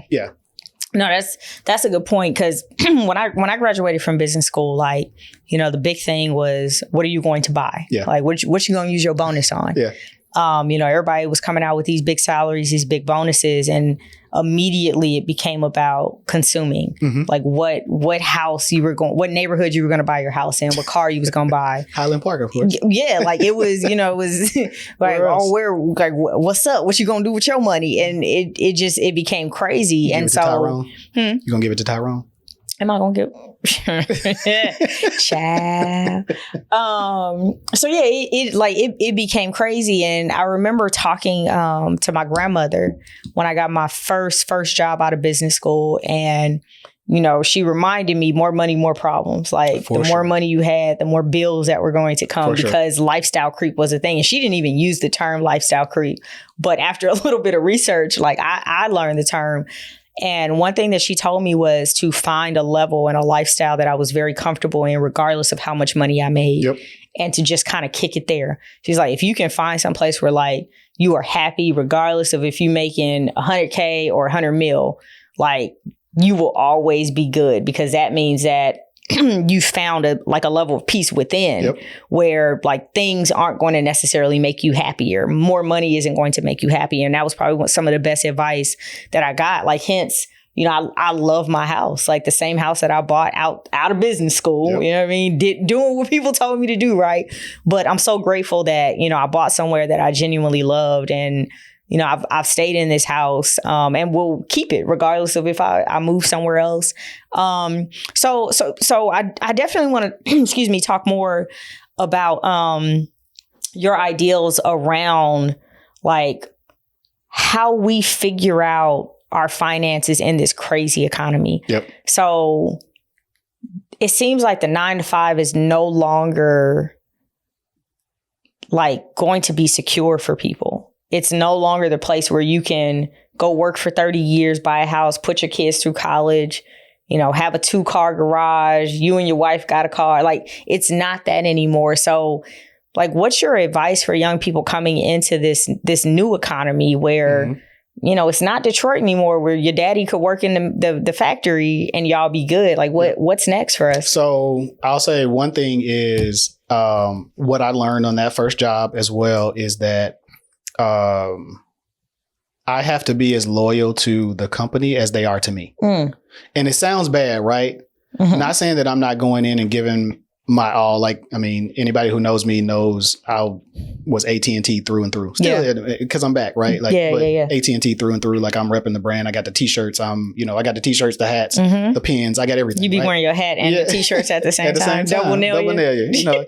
But you know what I mean? Like, I'm not saying that I'm not, giving my all to the company, but I also have to be mindful that at any point they could tell me that my job is eliminated and I'm no longer needed. They only owe me what I give them time for. Boom. So if I give them two weeks, they give me a paycheck every 2 weeks, right? So for the work that I've done. So what I say is just being, like you saying, being comfortable in that space, but also just creating what I heard is coined a conscious spending plan. Lack of a better words. Okay. Budget. Okay. People are scared of budget. People think that budgets are restrictive. So you got to change the language. You got to change the language up a little bit. So conscious spending plan, meaning you write out what you have, like your income, right? You write out your income of your 9-to-5, or if, you have a side business, right? Like, you don't have to, but if you do, or you're delivering, for Amazon, like Amazon Flex or Uber, or, driving Uber, whatever it is, like you write out, those things and you say, okay, here's the income I have coming in. And then you write out what you have going out, like what, like the average of, whatever bills you have, car note, house note, rent, whatever it is. And then you'll find that there are some things that you can really give up, for lack of a better word. Like you can give up some things. And what the reason I say that there are things that you can give up usually, right? Usually you can, is I feel sometimes as consumers, we feel like we have to do it all. Meaning we have to have the car, we have to have the house, we got to have, 2 cars, sorry. Yeah, no, of course. House with 2 car garage. One to drive on the weekend and then one to commute and then with. You got to have, you got to go on the trips. You have to have the shoes. You have to have the bags for women. You got to have, men like bags too. Sure. the watches, right? Like you got to be able to like go to brunch every weekend. You have to do all these things. But I think a part of finding your superpower that I mentioned earlier too is figuring out like what makes you tick. Yeah. Like if it is all of those things, which it probably isn't, like really look at yourself and be like, you know what? I don't care about the clothes for real. I just want to buy J's every time they come out. I just want my shoes. Yeah. I just want J's, right? Like I can go, shopping at, Nordstrom Rack. Well, Nordstrom Rack probably a little bit expensive, but like I can go shop at Old Navy. It's better than Nordstrom. I can go get, some Old Navy or, or I can go get, screen printed tees from Target for like $12. Right. So, and keep my shoes. Right. So it's about figuring those things out and putting those things in your plan, your spending plan, right? Like you can budget for trips and say like, okay, I know I want to go on trips, but if trips aren't your thing, you can just say no to trips with your friends, right? It's not my thing. I like buying video games. Pick your thing. Pick your thing. Okay. And go in on that thing, right? Like go in on that thing and like put it in your spending plan, right? But everything else, just take it out. Like, and then you'll find that a lot of those things, you'll start finding bits and pieces of money and other resources in that space, especially if you're not focused on those things. Other things will start appearing to you as you're not focusing on those. First question, and real quick, what's your thing? My thing, I'm all about experiences. Okay. Same. But I do like shoes now. Okay. A few of them. Those are specific shoes. I don't know if the specific. camera No, they're not on. It's can okay. You just, no, it's okay. You don't want to kick your foot up real cute like. They fly, y'all. They real fly. I mean, It's the hip mobility for me. It's the hip mobility. Not everybody can do that. For me, it's certain shoes, right? Like, I knew I like foam posits, right? Like, so I got these are my first pair of foam posits ever in life. All right. So experiences and shoes. Yeah. Okay. Yeah. That's no. And for me, experiences are definitely a big thing for me. I love to travel. I love to go hang out with people in random places and eat random shit. So definitely my thing. I did also want to ask though. So when you really think about budgeting and, where to put your money, are you encouraging people to invest? Like, how are you encouraging? Because again, like saving will only get you so far. Nowhere. Right. Just like you said, with the inflation, it's going nowhere. Right. So, I mean, if you follow the Dave Ramsey's plan, right, you have enough for that big emergency that you may have, and then everything else should, go to debt and then I guess investing. So, like, are you encouraging them to invest? And then how do you feel about, having a wealth management firm, or are you doing it yourself? Are you using an app? Like, what's the deal there? So I have never had a manager. And for me, it's because I never understood it, right? Like for the longest, I would say probably up until about 7 years ago when I actually started paying attention. I still don't. I interviewed some, but I just thought, I started looking at the breakdown of the percentage of what they would be getting versus, and not saying that it's going to, like that's their job. And I understand it. Like I understand it as a career, right? Like you're there to help people. But as I started doing more research and learning, even Warren Buffett talks about if he had to start all over again, one thing that he would do, yes, he would still invest. He would invest, but he wouldn't, if he wasn't Warren Buffett, he would just invest in index funds. Okay. And investing in index funds, you can essentially mirror the stock market. Yes. with the stock market for the S&P over the last 70 odd years, right? Like it's returned 10% on average, 8 to 10%, let's say that, right? So you don't have someone that's out there that's trying to beat the market when the market is already going to be the market. Right. And it's also, it's mindless, right? Like all you have to do is add funds, direct them to this account or to this particular fund, right? Like add your money. When I say funds, I mean add money, direct them to this specific index fund. Okay. And that's it. And it's just let it sit. So resources for people, like how do they, so I'm gonna be honest, I have a firm that I work with and it's only because I don't want to do it. No, understood. Like I don't have the time. I don't want to even. But you do have the time though. But I don't. You do though. I don't. Because of just what I just said. But I'm going to tell you right now, Marvin. Said it when I literally tell you it takes. With my level of research that I would do on every single thing I would invest in. I get what you're saying. But those are the things that those are the times where you have the opportunity to try some different things, right? Like my portfolio. I don't want to have to think about that. No, but I'm saying my portfolio is probably, and I looked at it maybe like 2 weeks ago. My portfolio is probably 80% index funds right now. And then the rest is like single stock. Okay. Like there are some single stocks that we have. I'm also a little more risky. I'm going to be honest.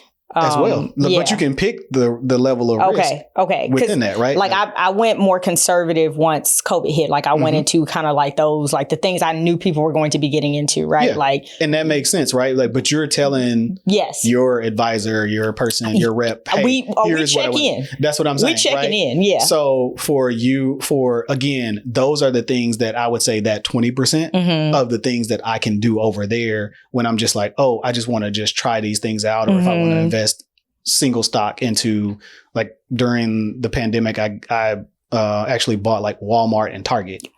You know what I'm saying? So and it was just like, but I didn't buy a significant amount. It was like a couple of $100. It was where are people going to continue to shop, even though we may be strapped for cash, whatever. Where do you go shop? There you go. And that's how I think about it. So when I sit down with and I do it once a quarter, and it honestly makes me but again, y'all, this is me. And again, I'm not like shunning people away from financial advisor, because they definitely serve a purpose, right? They serve a purpose. But, if you're just going to be the person who is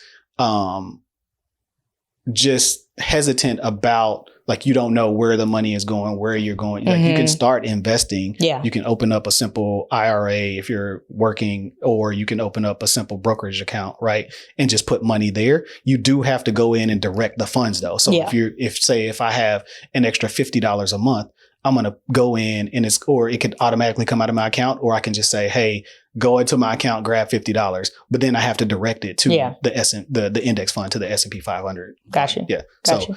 Okay. So resources for not only young people starting off in their career, but also people our age who may have not really paid attention to their wealth building strategy, like 101, where would you direct them?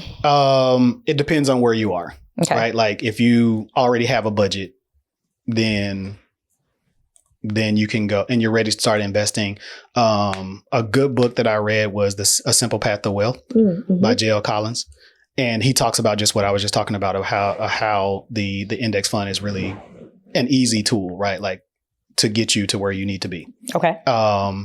I would say from a budgeting perspective, it just depends. Like you can use an app, you can use Excel if you want to do it. It just depends on how thorough you really want to get into it. But, the app that I've been using for the past couple of years is EveryDollar. They have a free version and a paid version. So the paid version, what it'll do is it'll put the payments, like the transactions, into categories by itself. Okay. But for me, I use the free version because that forces me to go in there and actually do it and pay attention to what we're spending. Like this summer, my wife and I and the kids, like we went ham. So right now, I printed out all my credit card statements for the last 3 months and have to analyze every line. Yeah. I'm analyzing every line of. It's called EveryDollar, right? Yeah, EveryDollar. Okay. Yep. It's an EveryDollar. It's a Dave Ramsey product, but it's very it's very good. You also have like Mint has a version. I remember Mint. Yep. You Need a Budget has one. That's one that's really, really popular right now. Okay. I had an account there. I didn't use it because I was using every dollar, but I'm looking at it now to see if I need to switch over. Okay, because I want to put these in the notes. So Mint, you would still recommend. I used Mint and it was good. The initial issue that I had with Mint, and my wife, I think she had this issue as well, was at first it kind of started, there would be glitches where it would basically like lose all your information. So you had to go in and create the budget every month. You know, not the connection to your bank accounts, but just like the information that you would tie in every month. You would have to go back and re-enter it sometimes, but I think they're better now. I haven't used it in a while. And then there's also one, Personal Capital. Personal Capital, I think they just got purchased by, or just changed the name to maybe Empower, I think, or something like that. But Personal Capital is a place where it's a one-stop shop. So you'll put in all of your information, meaning all of your investments, like your 401k information, your bank accounts, and it'll put it all together, right? Like, and you can see your whole picture. So it's not like you have every dollar over here and you have Fidelity over here. Like it takes all of that. And so you see like your assets, your liability, your net worth. That's great. You see everything there. And they also have a space where you can talk to individuals that work for that company, and they'll tell you kind of a way to optimize your how to optimize your resources and figure out the best way to move forward with your money and direct your money. So no, these are great, and I want to make sure I put them in the show notes so that people can be directed. And then give me the name of the book that you read again. The Simple Path to Wealth. The Simple Path to Wealth. Okay, perfect. All right, awesome. Real quick, let's talk about what you're doing. I mean, you got your full-time 9 to 5, and then you got a 6 to midnight. What you up shout to? Out to 6 to midnight. Had to bring that back. We got to bring that back. We do. Get this think tank going back up. But tell us about it. Yeah. So 9 to 5 every day, and then I have a I don't want to call it just simple real estate, but Empower Investments, right? So EMMPOWER Investments. 2 M's for me, of course, but also shout out to my daughter and my son, Malcolm and Micah. So, the children, we love them so much. Giving them a little shine there. But my dad and I have been doing just different businesses, mostly real estate, commercial cleaning, in the past. And so really, we never really thought about, creating it as a business. It's just been more so just, it's a business, but we didn't create it as like set it up as a business. It was just more so like side work that we were doing and getting in a little bit extra money. So now we've, I actually formed that, right? Like, and so he does the management portion of it, because most of our properties are in Tennessee. And, so we're doing that, but we're moving into potentially doing some logistics, so trucking, logistics as well. That's Empower. What else we got? My friends keep encouraging me to do the Eats by Vay, and I think you were one of them. Yes. I cook a little. I'm trying to. He does this. I had some jackfruit the other day, and I was like, "It ain't Marvay's, though. It ain't Marvay's."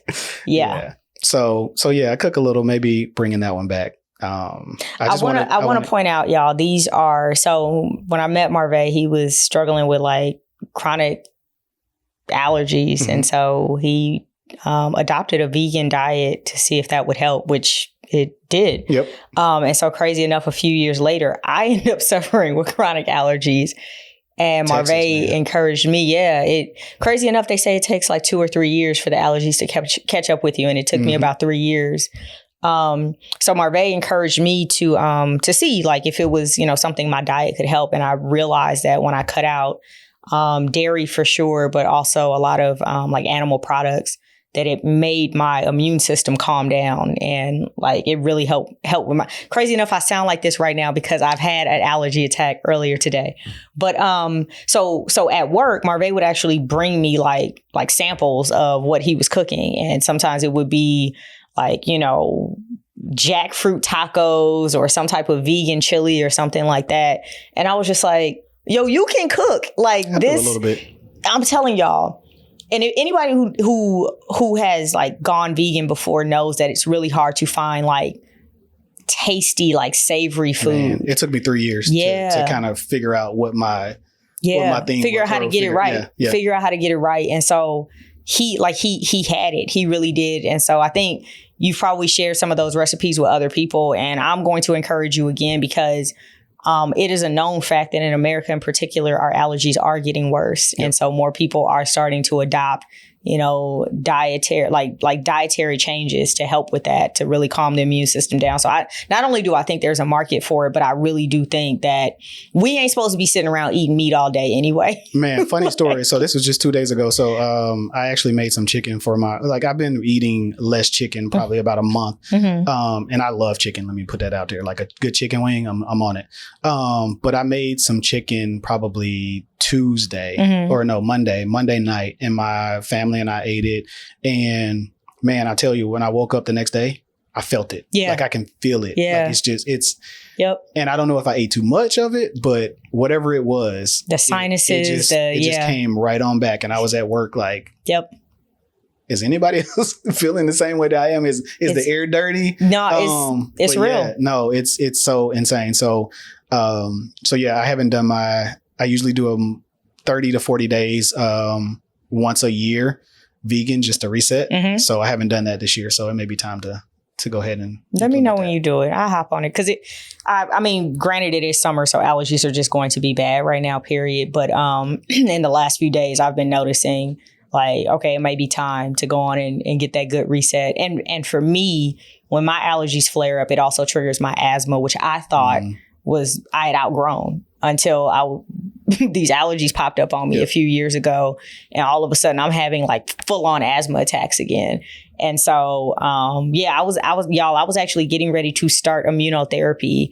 And then they sent me to a nutritionist who was like, you probably should go on and adopt a vegan diet and also start juicing, because apparently something about the micronutrients or something. Oh, yeah, you reminded me. I got to get a juicer. And it stopped me from having to stick myself with a needle every day. Yeah. So I'm going to encourage that again. And Tabitha Brown. Yes. Yeah, she has a great cookbook. Yep. I just bought it probably like 2 months ago. Okay. So shout out to Tabitha. I've been waiting to pop some of the recipes off. So. Okay, bet. Well, coming soon. Look, drop a little something off. I'm just saying, where I live. I got you. I got you. You know where I live. Yeah.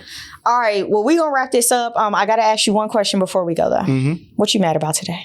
Man, you know what? I know we were supposed to... I listened to the past episodes and I was like, I know she's going to ask me this. I'm not mad. Like, I'm so, man, grateful. Me too. But you ain't mad about nothing today? No, God is good. Dang, even God get mad. He does. I'm just saying. He does. He flooded the earth and whatnot. You know what I mean, he does. He shows his wrath. What's that meme that was like, ain't no way God told Noah to put 2 mosquitoes on that ark. And how did you correct him, Noah? You mean to tell me it was 2 roaches running around there? Man, listen. Yeah, no, I'm not. Like, I genuinely... Anybody who knows me, like I have bad days. My wife probably has seen my bad days, but I don't let, I try not to let my kids see it. I try not to let the outside world see it. I know that, we are human and we should show that emotion, but shout out to Jazz. Like she's, my pillar. She's amazing. Like, Jazz, I love you. I know he love you, but I love you too. She lets me be myself, so yeah, no, I'm not mad about anything. I'm so grateful. Like I appreciate you. My favorite Valley girl, let me come over here. Kick y'all, I gotta give y'all. Y'all, he swear I'm from West Covina. He swear I'm from West Covina. But no, I definitely appreciate you. I just want to, just say, like everybody else has said, this is amazing. Thank you. I appreciate the opportunity, everything that you're doing, like the consistency. I appreciate that. Seeing that every morning, still writing, still doing, the things that you're supposed to do. Yeah, and I appreciate you for continuing to push me to be consistent. Yeah. Because those were conversations that we had time and time again. Like, you need to be writing. You need to be. And for me, it was about when I felt like it. And then I think I realized, like, you got to get up and do it when you don't feel like it too. And I think you have a different I mean, you have a different writing style, right? Yeah, like, so, I do. and I think it takes people in places that they didn't know that they were going to go in. So I think that that's unique, and I think you should definitely continue to explore that and cultivate that. So thank you. Now it's funny because as much as I love writing. I do have a very different style. And what's crazy is that style wasn't always welcomed in kind of mainstream publications, which made me carve out my own lane. Yeah, but that gives you you're hearing the voice that's talking to you, and you're getting that. So that means it's speaking to you to do it. Yep. And you just have to be obedient to that voice that's talking to you. You saying it right there. So no, I appreciate you for over the years encouraging me to do this. And I mean, literally it took years to get here, but we are here. We're here. That's all that matters. Yeah, it's only up from here. Yeah, and the show is really becoming something that I'm enjoying the process of growing. I was actually telling Ant, our producer for the day, not that he doing this right here, y'all. But I was actually telling him that I'm really beginning to just even enjoy the day-to-day routine and the process. Like some days it's 20 likes, other days it's 20,000. But you're not doing it for that. And that's right? Like I believe that's part of the beauty of beginning to enjoy the process. Like you do it for the bare enjoyment of creating shit, not for any type of reaction or anything like that. So. So no, I appreciate you. But I do want to give you what I'm mad about today. So okay, go ahead. Yeah. Real quick, y'all. I forgot to ask you. What are you mad about today? Well, and I ain't really mad per se. Okay, so earlier today, one of my friends hit me and was just like, "Oh, by the way, you going out with me later tonight?" And I was just like, "No, I'm not. I ain't had no plans of going out nowhere. I actually plan to do this show, and then I'm gonna chill the hell out. Like I'm set my hookah up and relax." But just like Latoya said last week, you do be out in these streets. I do not. Listen, y'all. I don't know who told these people that I be outside, but Marlissa. Where I be at, where I be at, Morgan? We know you. Where I be at is what I want to know. Okay. Go ahead and finish. I went to the pool last weekend. I cut you off. Go ahead. So I really didn't plan on going out. I was like, I'm really trying to like keep a daily routine where, I wake up at this time, I do the morning video, all of that. And to do that means I honestly need to be in the bed at a certain time. Because Auntie needs her rest. Okay. I got to get my rest. So I was a little annoyed that someone took the liberty of attempting to put something on my calendar that was not supposed to be on my calendar. But then after talking to my friends who got good sense, they were like, look, sometimes that's what friendships are. That's what relationships are. You just got to sometimes like deal with the fact that people are going to make last minute plans. And sometimes you can say no. Yeah. But for real, what you going to be at the house doing? And I was just like, okay. What are we going to be doing? And you know what I was afraid of? I ain't going to even lie. I was afraid that if you give them an inch, they'll take a mile. If I let you put something on my calendar this one time, you're going to be hitting me next week talking about, hey, we going out again. So long story short, I am going to go to the little shindig or whatever. Mm-hmm. So you're not really mad then? No, I'm still upset. And I actually voiced my grievances to this friend. I hope they're not watching because you would have been I'm certain. I'm certain because it's one of them friends I'd be like, murder. It's one of them friends, right? They're going to hold me down for sure. But that's what I'm mad about. And all I'm going to say is, y'all, protect your energy, protect your time. But don't be so much of a stickler like me about time that you can't enjoy life, enjoy your friendships, your relationships. So yeah. All right, y'all, we got to get out of here because we have gone way over, but this is what me and Marvá do. We sit around and talk shit. Thank y'all. Liquid Gold. Sorry. Oh yeah. Yeah. What? Latest endeavor. So do have one more thing to talk about, but, another business opportunity that came my way from a couple of my brothers. Shout out to Steve and Austin. Nubian Roots Coffee and Tea. It's an online tea service, coffee and tea service. And so really for us, it's about the African diaspora, right? And celebrating the culture of that, right? Like, and so what we're doing is we're taking, our mission is essentially to serve, to educate, and to provide an experience for our culture. Coffee and Tea Lovers United. Yeah. And you are sourcing. We are sourcing directly from the motherland. That's awesome. Yeah. Like that was what Yes. So we are ensuring that we are tapping into that industry because we all know that everything started in Africa. Yeah. Right. So, that's our gem that we're going to be bringing to the world pretty soon. So I love it. Look, when y'all go over there for the tasting, let me know. Yeah, so that's a plan as well to make sure that we get over there and I'll be quiet. I promise. I'll sit in the back. Experience everything. No, we're inviting the whole fam. All the cousins can come. I'm just saying, all the cousins can come. So yeah, we're that's so shooting dope. to launch pretty soon. When I mean pretty soon, I mean like in a few weeks. Okay. So look out for it. We're gonna have like some special events for select personnel. So we'll have some closed events, but definitely some open events as well. And then we're just trying to expand it. I myself am not really a coffee drinker.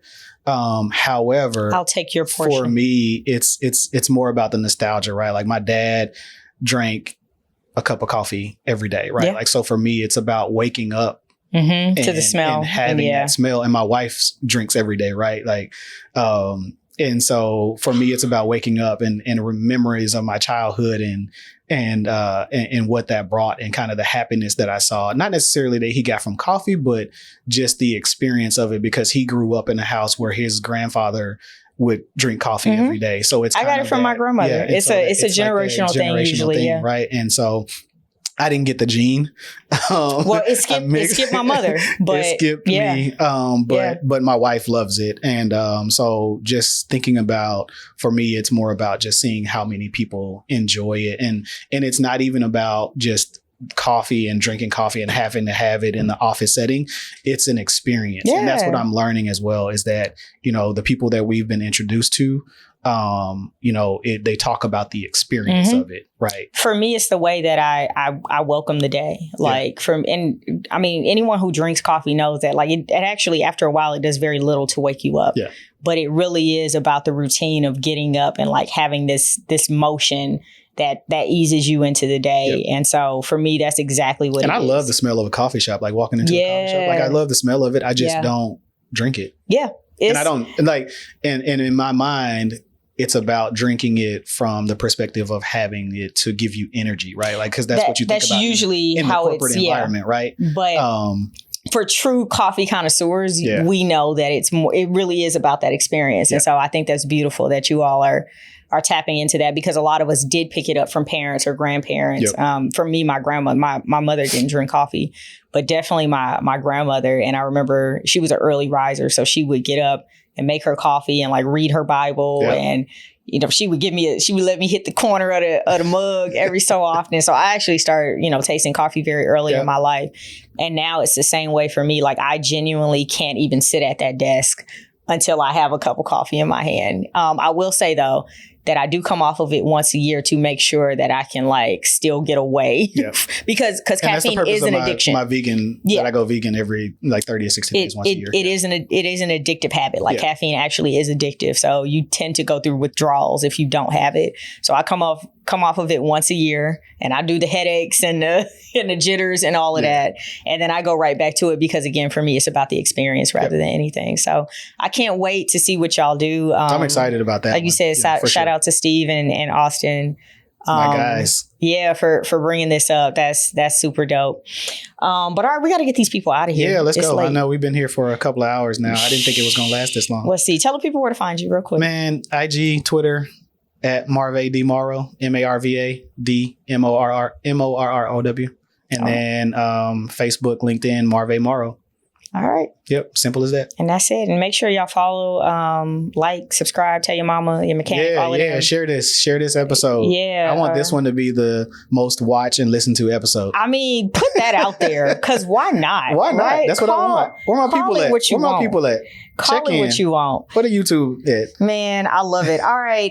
Shout out to Sour Kids Productions, V Sour Agency, and 4152 Entertainment for being our folks. Anthony, thank you so much for your work today, sir. And then obviously Kenneth and Great Black Century, who the producer and co-producer now. In a few weeks, y'all will see us in the new space. I can't wait to see the new space. I'm loving this one though. No, I think we still gonna do like some more intimate stuff here. Gotcha. But I'm so grateful that, you know, home will be able to still be home, and then I can move kind of the larger production into a more neutral space. So the group session going on. Right. No, we gotta talk. All right, y'all, we're gonna get out of here. All right, y'all. Thank you so much for having us. And we'll see y'all later. Y'all have a good night. Be safe out there. We'll see you later. Wouldn't be enough, and they are lucky that what black people are looking for is equality and not revenge.